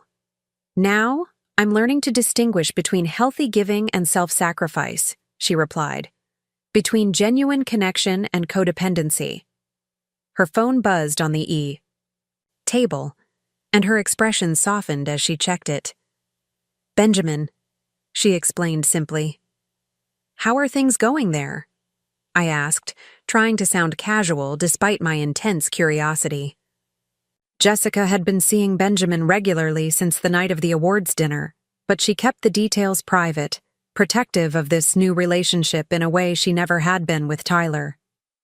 Good, she said, typing a quick response before setting the phone down. Really good, actually. He's… She paused, searching for the right words. Patient. Respectful. We're taking things slowly. That's wise, Robert commented. After everything that happened. Jessica nodded. Benjamin understands that I'm still processing. He never pushes. For more than I'm ready to give. Her expression turned thoughtful. It's strange, actually. With Tyler, everything was so urgent. Moving in together after 3 months, engagement after a year, constant talk about our future. With Benjamin, it's all about the present, getting to know each other fully before making any plans. That sounds healthy, I observed, carefully neutral despite my growing appreciation for this man who seemed to understand exactly what Jessica needed. It is, she agreed. And also, she hesitated, a slight blush coloring her cheeks. He's invited me to dinner with his mother this weekend. Robert and I exchanged glances. That's a big step, I noted. It is, Jessica admitted. But it feels right. Martha, that's his mom, has apparently been asking to meet me for weeks, but he waited until I mentioned being curious about her. She smiled. He says she's formidable, but fair, which makes me nervous and excited at the same time. I recognized the mixture of anticipation and anxiety in her expression. Meeting a partner's parents carried weight, especially after her experience with the Matthews family.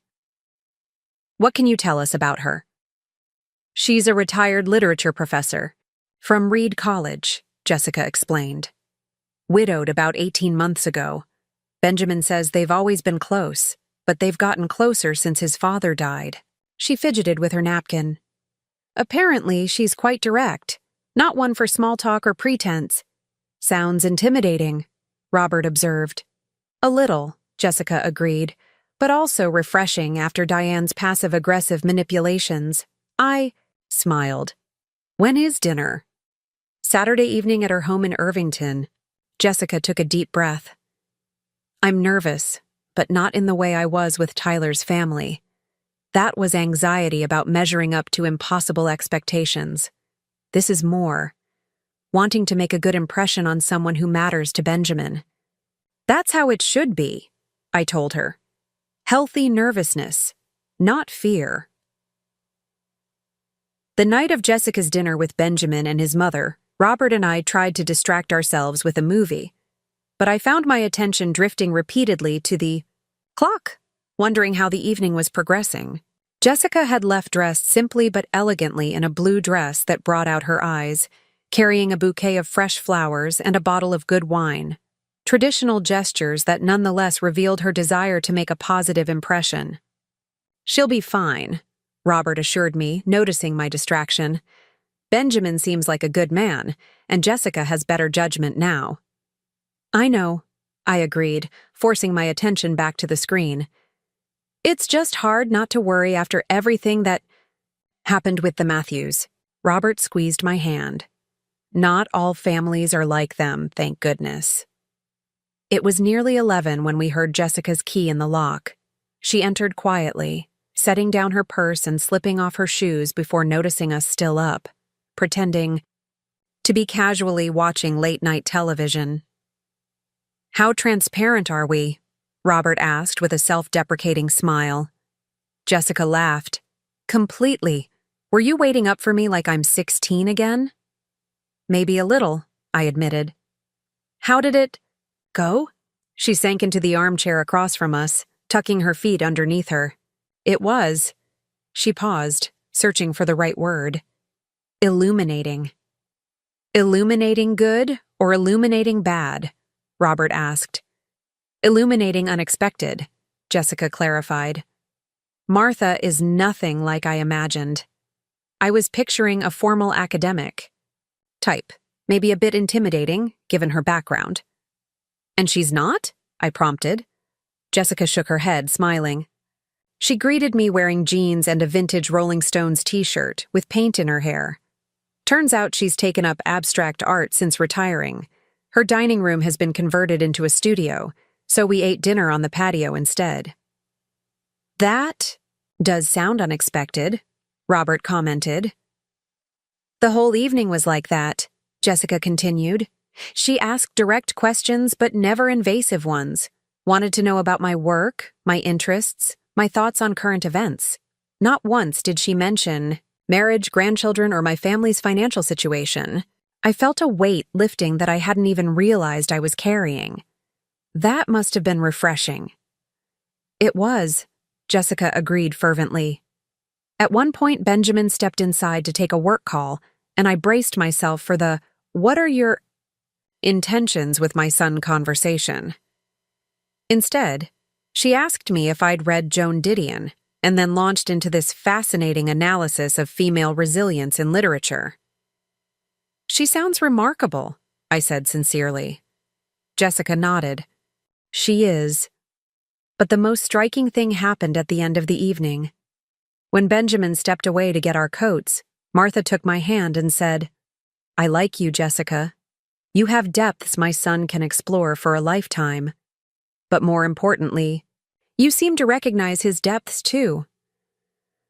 The simple profundity of the statement hung in the air between us.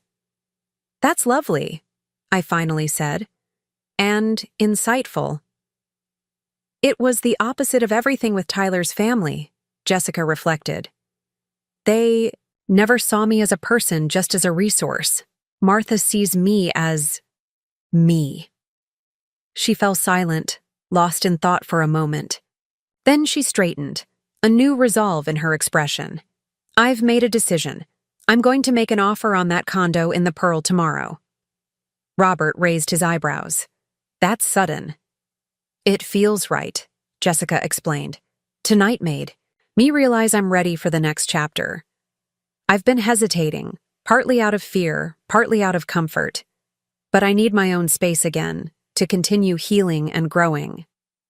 I studied my daughter's face, recognizing the quiet determination that had always been her strength, even when temporarily obscured by doubt or pain.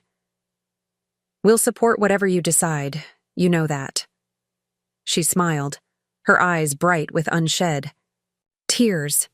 "I do know that, and it makes all the difference." The following week was a whirlwind of activity as Jessica's offer on the condo was accepted and the process of securing financing and scheduling inspections began. She approached the purchase with a methodical thoroughness that was new, researching the building's history, questioning the inspector in detail, reviewing the Homeowners Association documents with careful attention.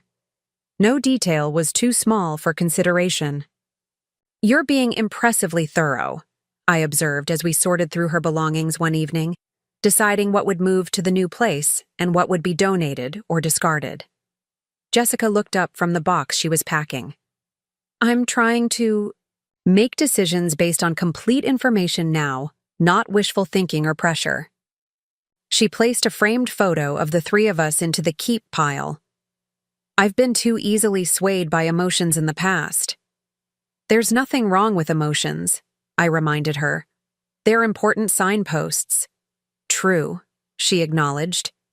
"But they need to be balanced with clear-eyed assessment." She held up a decorative vase Tyler had given her for Christmas, studying it briefly before placing it decisively in the donation box. I'm learning to trust my instincts again, but verify them with facts.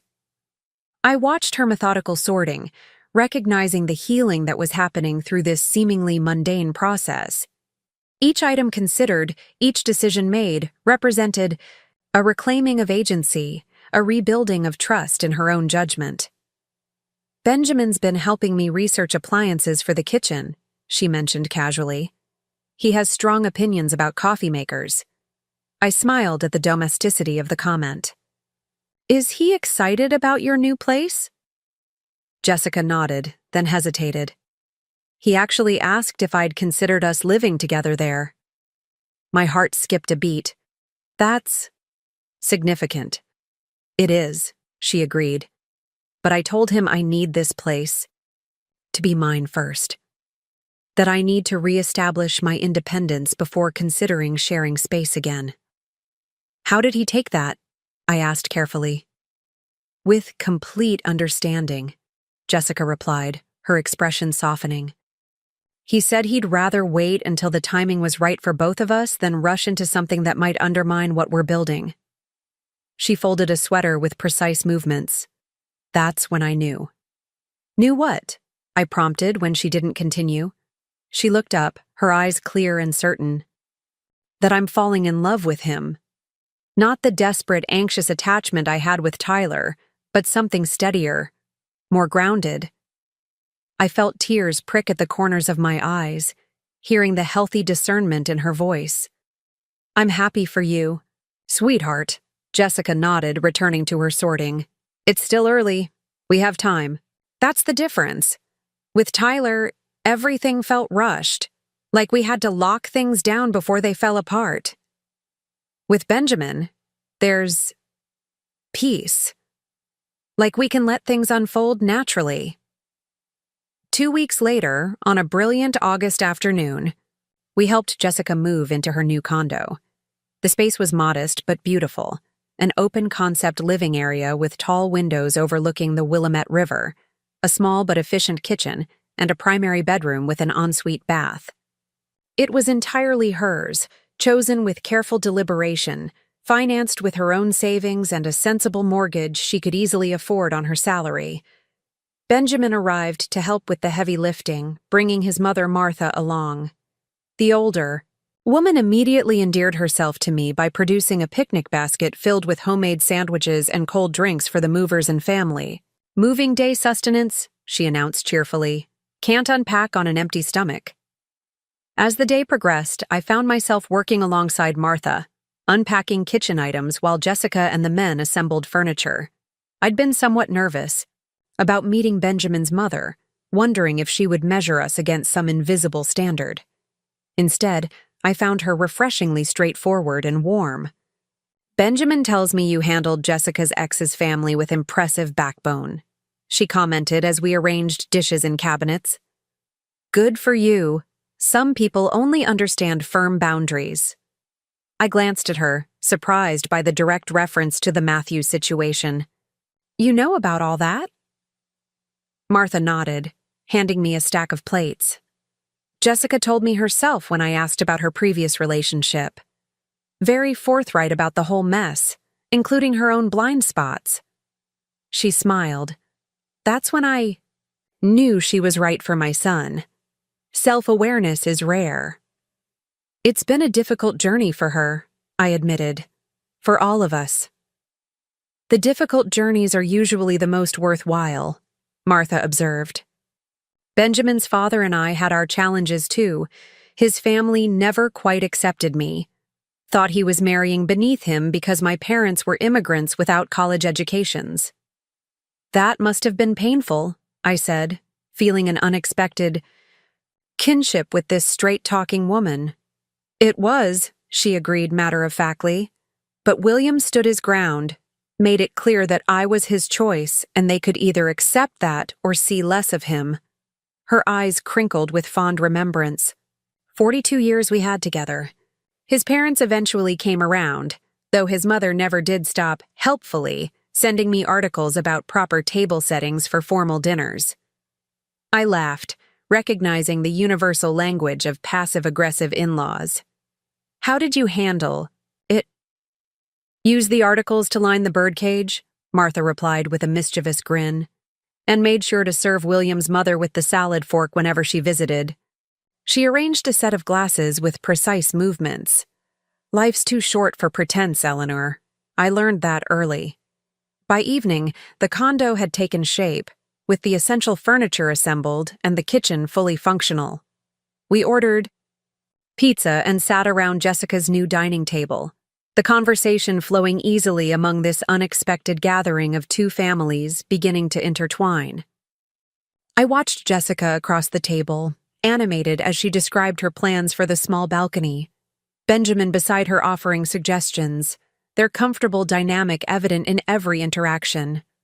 Robert caught my eye, a subtle nod acknowledging what we were both thinking. This was right in a way Tyler had never been. When it was time to leave, Jessica walked us to the door, hugging each of us tightly. "Thank you for everything. Not just today, but everything. That's what family does," Robert told her. "The real kind, anyway." Martha, overhearing, nodded approvingly. "Indeed it is." She turned to Jessica. "Your home is lovely, my dear. It suits you." "Thank you," Jessica replied warmly, "for helping today and for the amazing picnic lunch." "Next time I'll bring my famous lasagna," Martha promised. "Family recipe. Benjamin can attest it's worth showing up for." The casual inclusion of Jessica in "next time" and the natural way Martha referred to family wasn't lost on any of us. As we said our goodbyes, I felt a profound sense of rightness about the direction my daughter's life was taking.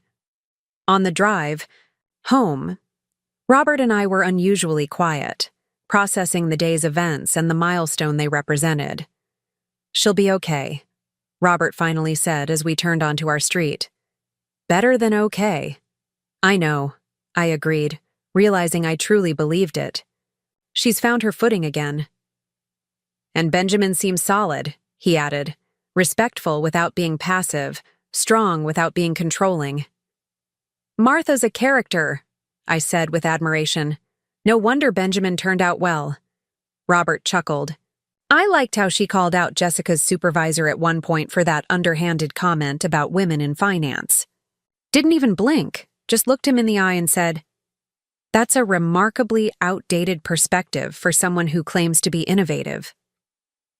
Jessica needs that kind of straight-talking ally in her life, I observed. We all do. The following weekend, Jessica invited us to dinner at her condo, her first official hosting in the new space. She seemed relaxed and confident as she moved around her kitchen, preparing a simple but elegant meal of roasted salmon, quinoa salad, and fresh vegetables.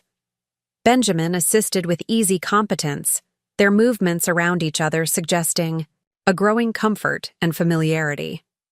"They're good together," Robert murmured to me as we sat on the balcony with pre-dinner drinks, watching the two of them through the glass doors. Like dance partners who naturally adjust to each other's movements. Without one person always having to lead, I noted, thinking of Jessica's relationship with Tyler, where she had constantly adapted to his family's demands, contorting herself to fit their expectations. As we sat down to dinner, Jessica raised her glass in a toast to new beginnings and to the people who help make them possible. We clinked glasses, the simple sentiment striking a chord with all of us. The conversation flowed easily, touching on work, current events, books, and films, the comfortable exchange of people who genuinely enjoyed each other's company. Midway through the meal, Benjamin's phone buzzed. He checked it quickly, his expression changing to one of concern. "I'm sorry, I need to take this. It's the nursing home where my aunt lives."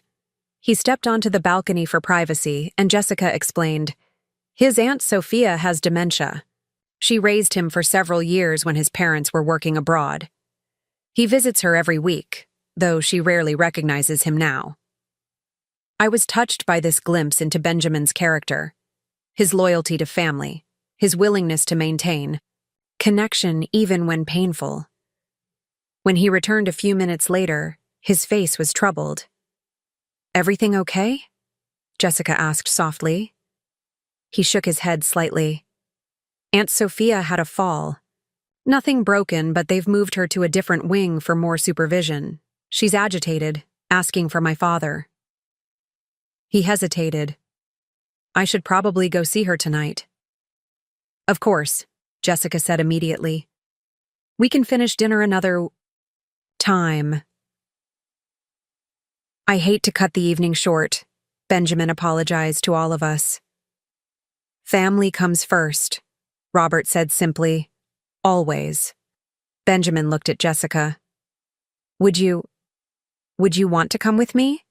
She might not know who either of us is, but sometimes new faces distract her when she's upset." I watched my daughter's face, noting the slight surprise followed by determination. This wasn't a glamorous date night or an easy ask. It was real life, messy, and difficult. "I'd like to meet her," Jessica said firmly. "Let me just pack up the food so it doesn't go to waste." As they prepared to leave, I pulled Jessica aside for a brief hug. "Call us tomorrow?" She nodded. "I will. Sorry about dinner." "Don't be," I assured her. "This is what matters. How people show up for each other when things are difficult, not just when everything's perfect." After they left, Robert and I helped clean up the remaining dishes before heading home ourselves. In the car, I found myself reflecting on the evening's unexpected turn. "You know what struck me most?" I said. "How naturally Benjamin included Jessica in something painful and personal. No pretense, no performance, just real life."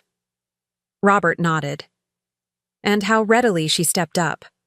No hesitation, no resentment at the interrupted evening. That's what was missing with Tyler," I realized. Authenticity. With him and his family, everything was a calculation, a transaction. There was always an agenda beneath the surface. The next morning, Jessica called as promised. Aunt Sophia was having a rough night, she reported. Kept asking for people who passed away years ago. But Benjamin was amazing with her, so patient and gentle. "How did you feel being there?" I asked. "Honestly, it was hard," Jessica admitted. "Seeing someone so vulnerable, so confused, but also important somehow." Benjamin apologized afterward for subjecting me to such a difficult evening, and I told him he never needed to apologize for caring for family. I heard the conviction in her voice, the clarity of purpose. "You're building something real," I observed. "We are," she agreed, step by step, with open eyes. That fall, as Portland's trees turned brilliant shades of gold and crimson, Jessica settled fully into her independent life. Her condo became a reflection of her renewed sense of self, thoughtfully decorated, organized without being rigid, warm and inviting rather than designed to impress. She hosted small dinner parties, joined a book club, started taking early morning runs along the riverfront.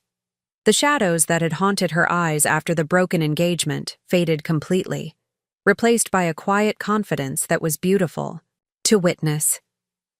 Benjamin remained a consistent presence, their relationship deepening gradually without the rushed intensity that had characterized her time with Tyler.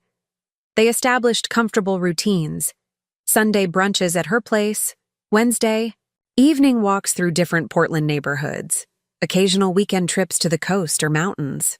He kept a toothbrush at her condo but maintained his own apartment, respecting her need for personal space and independence. One rainy October evening, Jessica called and asked if she could stop by. Something in her voice, not distress, but a contained excitement, made me curious. She arrived 30 minutes later, raindrops glistening in her hair, her cheeks flushed from the cool air, or perhaps from something more. "I have news," she announced without preamble as she hung up her coat. "Professional news." Robert looked up from his laptop. "Good news, I hope." Jessica nodded, her smile breaking through. I've been offered a promotion. Senior investment strategist with a significant raise and my own team to manage. That's wonderful, I exclaimed, genuinely thrilled. Jessica had worked incredibly hard at Northwest Financial, particularly during the difficult months following her broken engagement when she'd had to rebuild professional relationships damaged by the Matthews family's Whisper campaign. There's more, she continued, perching on the edge of the sofa. The position is at their Seattle office. They're expanding their sustainable investment division there, and they want me to help build it from the ground up. I felt my smile falter, slightly. Seattle? That's a big move. Jessica nodded, her expression a mixture of excitement and apprehension. It's an amazing opportunity. The kind that doesn't come around often, especially for someone my age. When would you need to decide? Robert asked, always practical. They've given me 2 weeks, Jessica replied. I'd start after the new year if I accept. I tried to process this unexpected development. Seattle wasn't terribly far, a 3-hour drive or a short flight, but it wasn't Portland. It wasn't having Jessica 20 minutes away for impromptu dinners or weekend gardening sessions. What about your condo? I asked. You've only just settled in. I could sell it or possibly rent it out, Jessica said. The market is strong. Robert leaned forward. And what does Benjamin think about all this? The question hung in the air as Jessica took a deep breath. That's the other part of why I came over tonight. Benjamin and I had a long talk after I received the offer letter. My heart squeezed with sudden concern. Was this promotion going to force a difficult choice between career advancement and a promising relationship? He's incredibly supportive. Of the opportunity, Jessica continued, said it's perfect for my skills and interests. That's good, I said cautiously, but long-distance relationships can be challenging. A small smile played at the corners of Jessica's mouth. That's what we discussed. Benjamin's firm has a Seattle office too. Smaller than their Portland headquarters, but established. He spoke with his director this morning, and they're open to transferring him if he decides that's what he wants. He'd consider moving for you? Robert asked, a note of respect in his voice. Jessica nodded. He said, and I quote, "Great relationships require flexibility from both people. Sometimes that means geography." She twisted her hands in her lap. But we both agreed we need to make these decisions separately first, then together.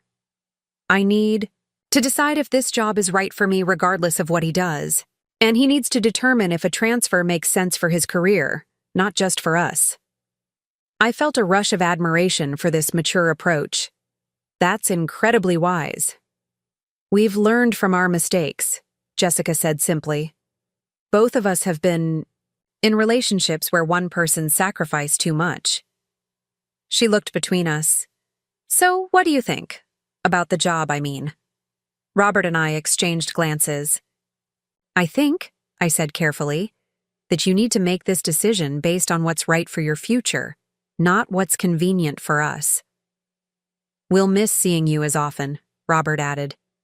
But Seattle isn't the moon. We'll visit. You'll visit. Jessica's shoulders relaxed slightly. I was worried you'd be upset. Disappointed to have you further away? Yes, I admitted. But upset that you're being recognized for your talents and given a chance to grow? Never. She smiled, relief, evident in her expression. I think I'm going to accept it. It feels right. Then it probably is, Robert said simply. Jessica stood, moving to hug each of us in turn. I love you both. Thank you for supporting me through everything. The Tyler disaster, the healing process, and now this new chapter. As I held my daughter close, I was struck by how different this conversation was from our interactions just a year earlier. No defensiveness, no hidden agendas, no manipulation, just honest communication and mutual respect. We're proud of you, I whispered against her hair.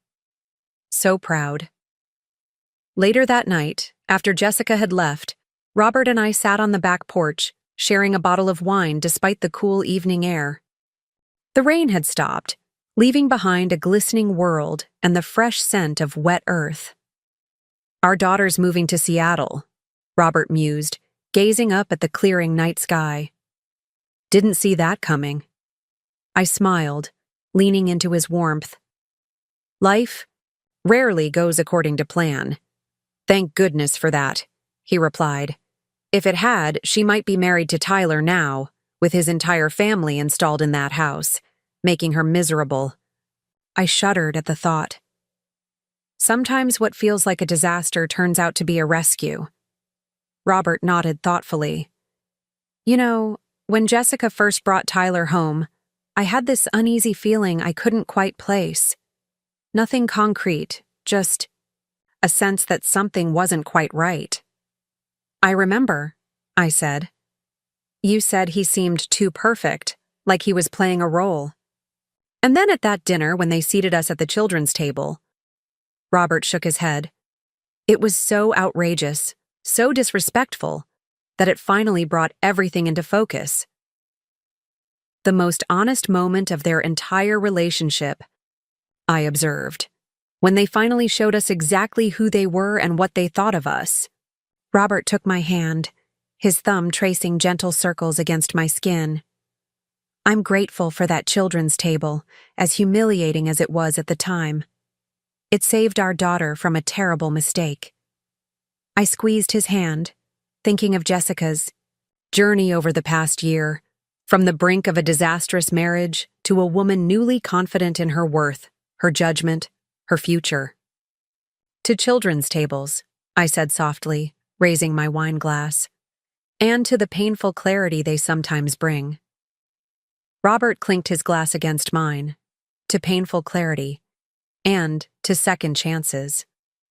As we sat in comfortable silence, watching the clouds part to reveal a sprinkling of stars, I felt a profound sense of gratitude, not just for the disaster averted, but for the growth that had followed. Jessica was stronger now, wiser, more discerning. She had faced manipulation and entitlement with courage, reclaimed her sense of self, and opened her heart to authentic connection. And perhaps most importantly, she had learned to trust herself again, to recognize the difference between genuine love and calculated interest, between healthy compromise and dangerous self-sacrifice. Whatever the future held in Seattle, whatever path her relationship with Benjamin took, I knew she would face it with clear eyes and a strong sense of her own worth. Some lessons come at a high price, but watching my daughter evolve from the painful experience of nearly marrying into a family that valued her only for what she could provide, I knew the cost had been worth it. The woman who emerged from that crucible was magnificent, compassionate without being exploitable, generous without being a doormat, loving without losing herself. And sitting there under the stars with Robert, I realized that in its own strange way, being relegated to the children's table had been a gift, the uncomfortable awakening that set everything else in motion. Sometimes the most important revelations come wrapped in the most unexpected packages.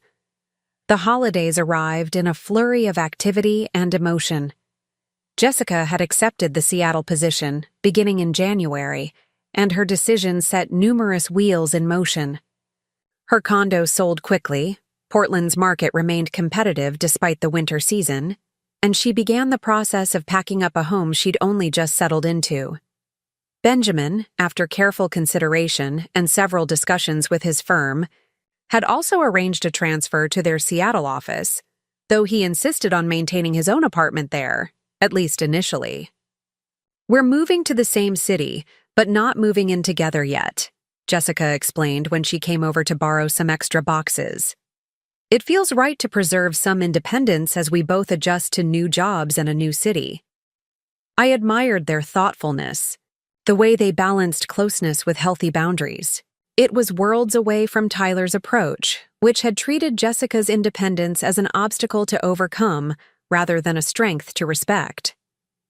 As Christmas approached, Jessica spent increasingly more time at our house, using it as a base of operations while her condo emptied and her Seattle arrangements fell into place.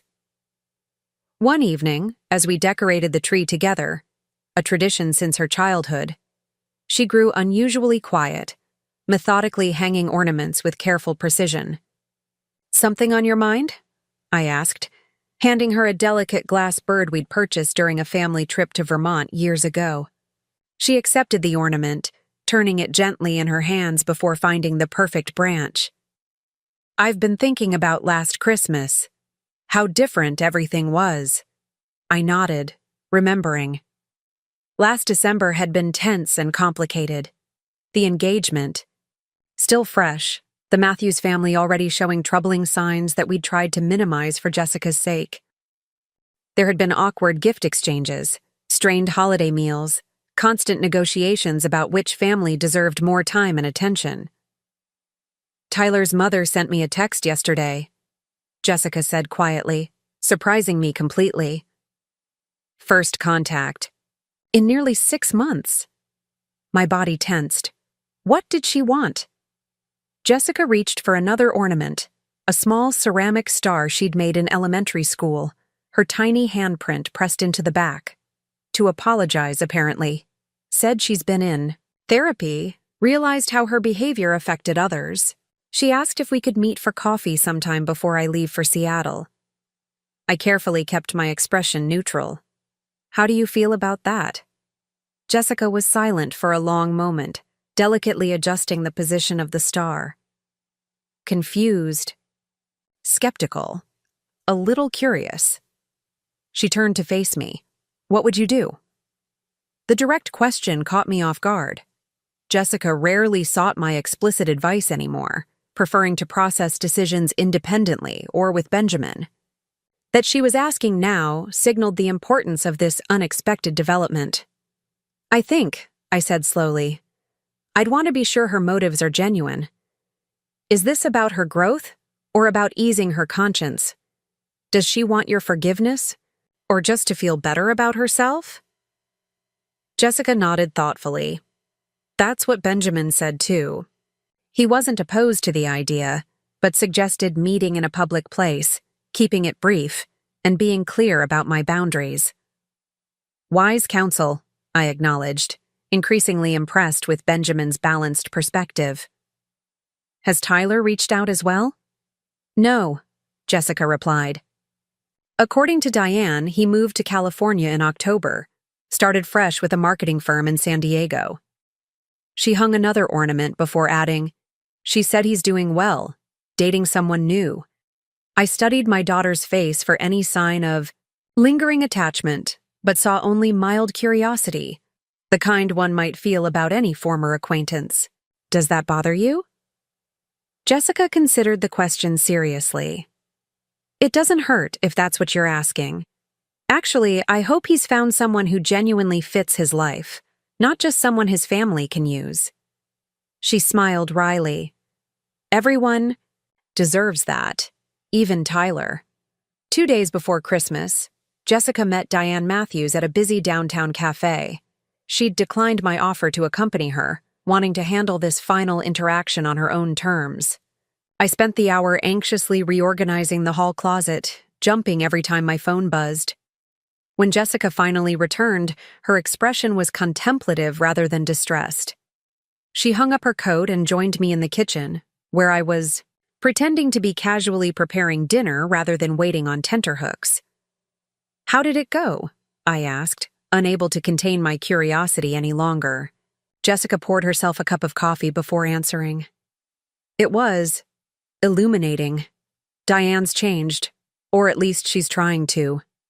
She took a thoughtful sip.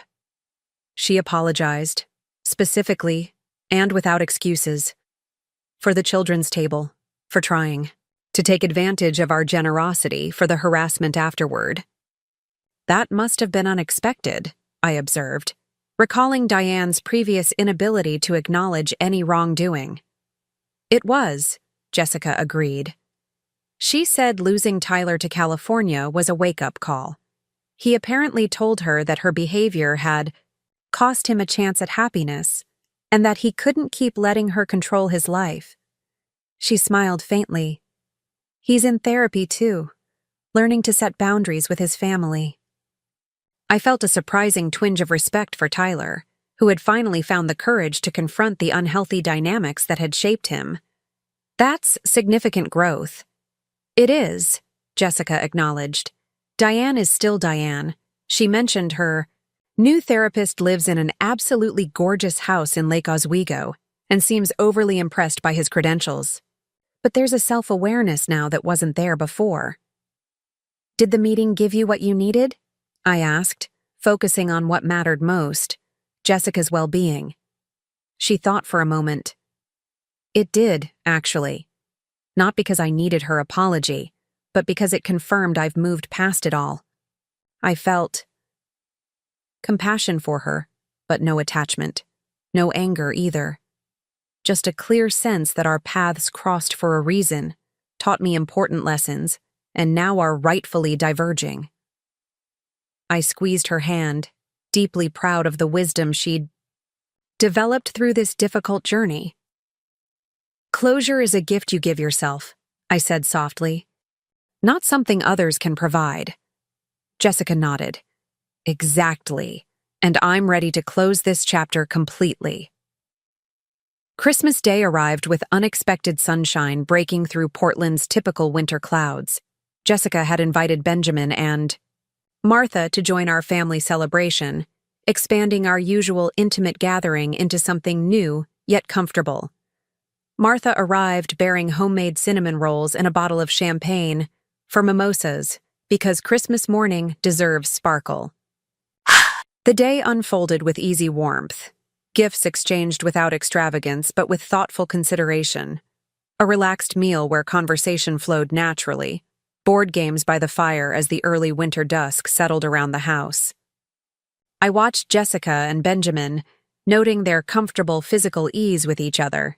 The casual touch of his hand at the small of her back as they moved through the kitchen. The way she absently played with his fingers while concentrating on her Scrabble tiles. This was what love should look like, I thought.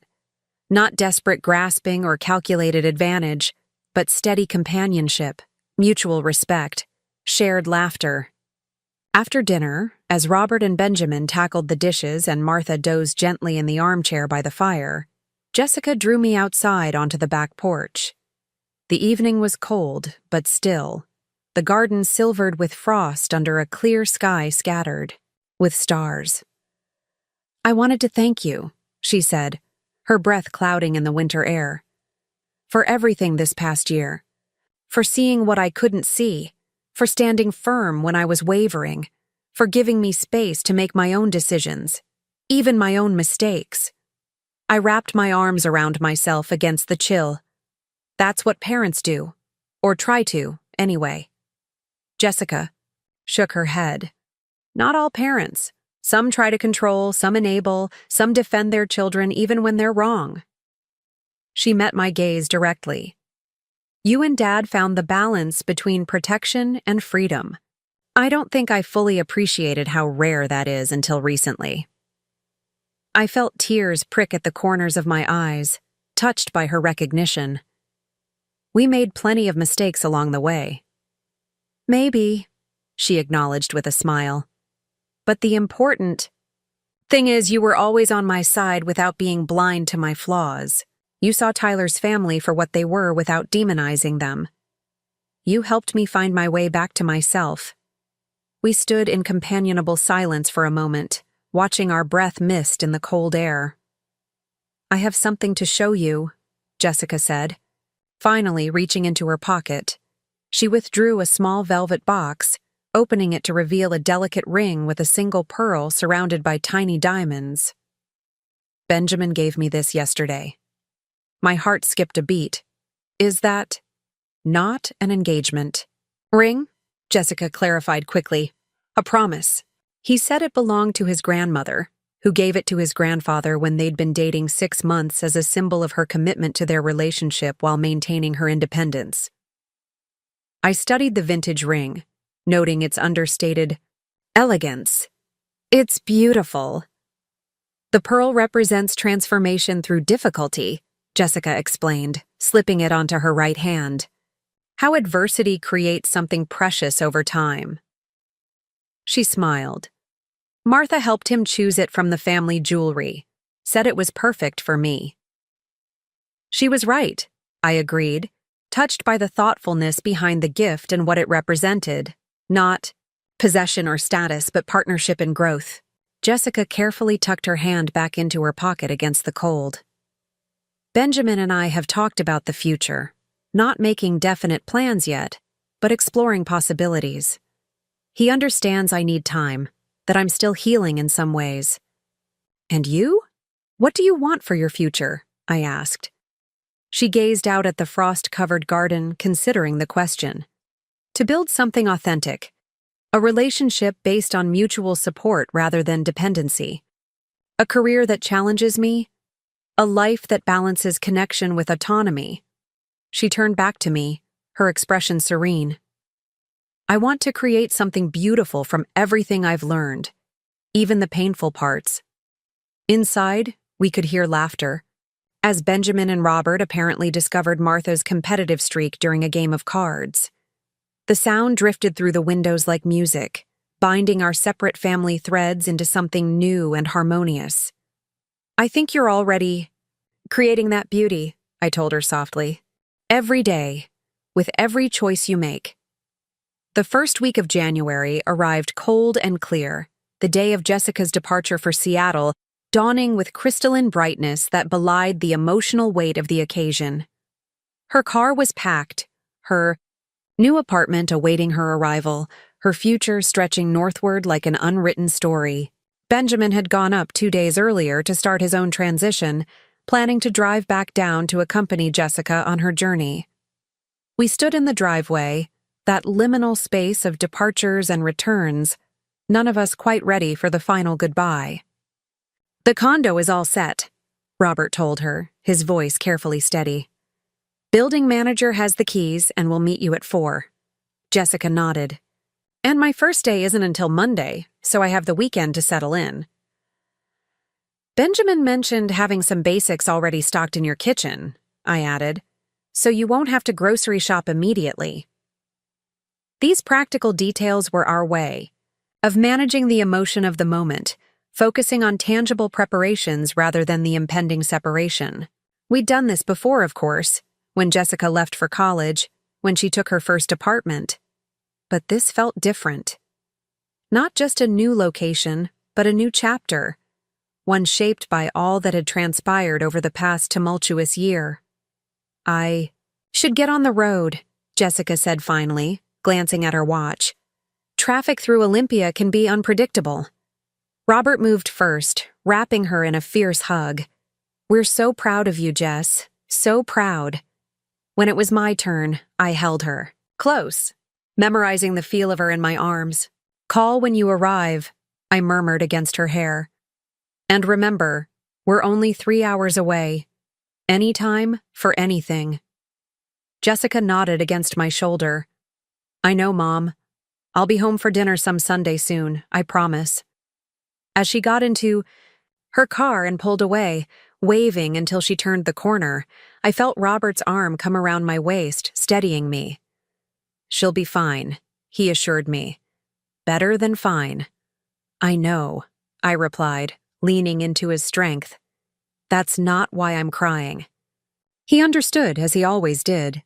I wasn't crying from worry, but from pride, from the bittersweet recognition of my daughter's complete emergence into her own life, on her own terms. The tears were for the journey, both hers and ours as her parents, through the difficult terrain of the past year to this moment of hard-won clarity. 6 months later, on a perfect summer evening, Robert and I hosted a small gathering in our backyard. Jessica and Benjamin had driven down from Seattle for the weekend, bringing Martha and a few close friends. The occasion was ostensibly to celebrate our wedding anniversary, but there was an undercurrent of anticipation that suggested something more. The garden was at its peak, roses climbing the trellis, hydrangeas heavy with blue blooms, fairy lights. strung through the trees, casting a gentle glow as dusk settled. We'd set up tables on the lawn, covered them with white cloths, and scattered them with flowers and candles. Simple, elegant, intimate, exactly as we'd planned. Jessica looked radiant. In a simple blue dress, her hair loosely curled, the pearl promise ring still gleaming on her right hand. Benjamin stayed close to her side, handsome in a lightweight suit, occasionally exchanging glances with her that spoke volumes about their deepening connection. After dinner, as we lingered over coffee and dessert, Benjamin stood and gently tapped, his glass for attention. "I'd like to propose a toast," he began, his voice steady, though I detected a slight nervousness beneath. "To Robert and Eleanor, whose 40 years of marriage show us all what partnership truly means. Your commitment to each other, your respect for each other's independence while maintaining deep connection, has been an inspiration, not just to Jessica, but to me as well." He raised his glass. "To 40 years of building something beautiful. Together." Everyone lifted their glasses, murmuring agreement. But Benjamin wasn't finished.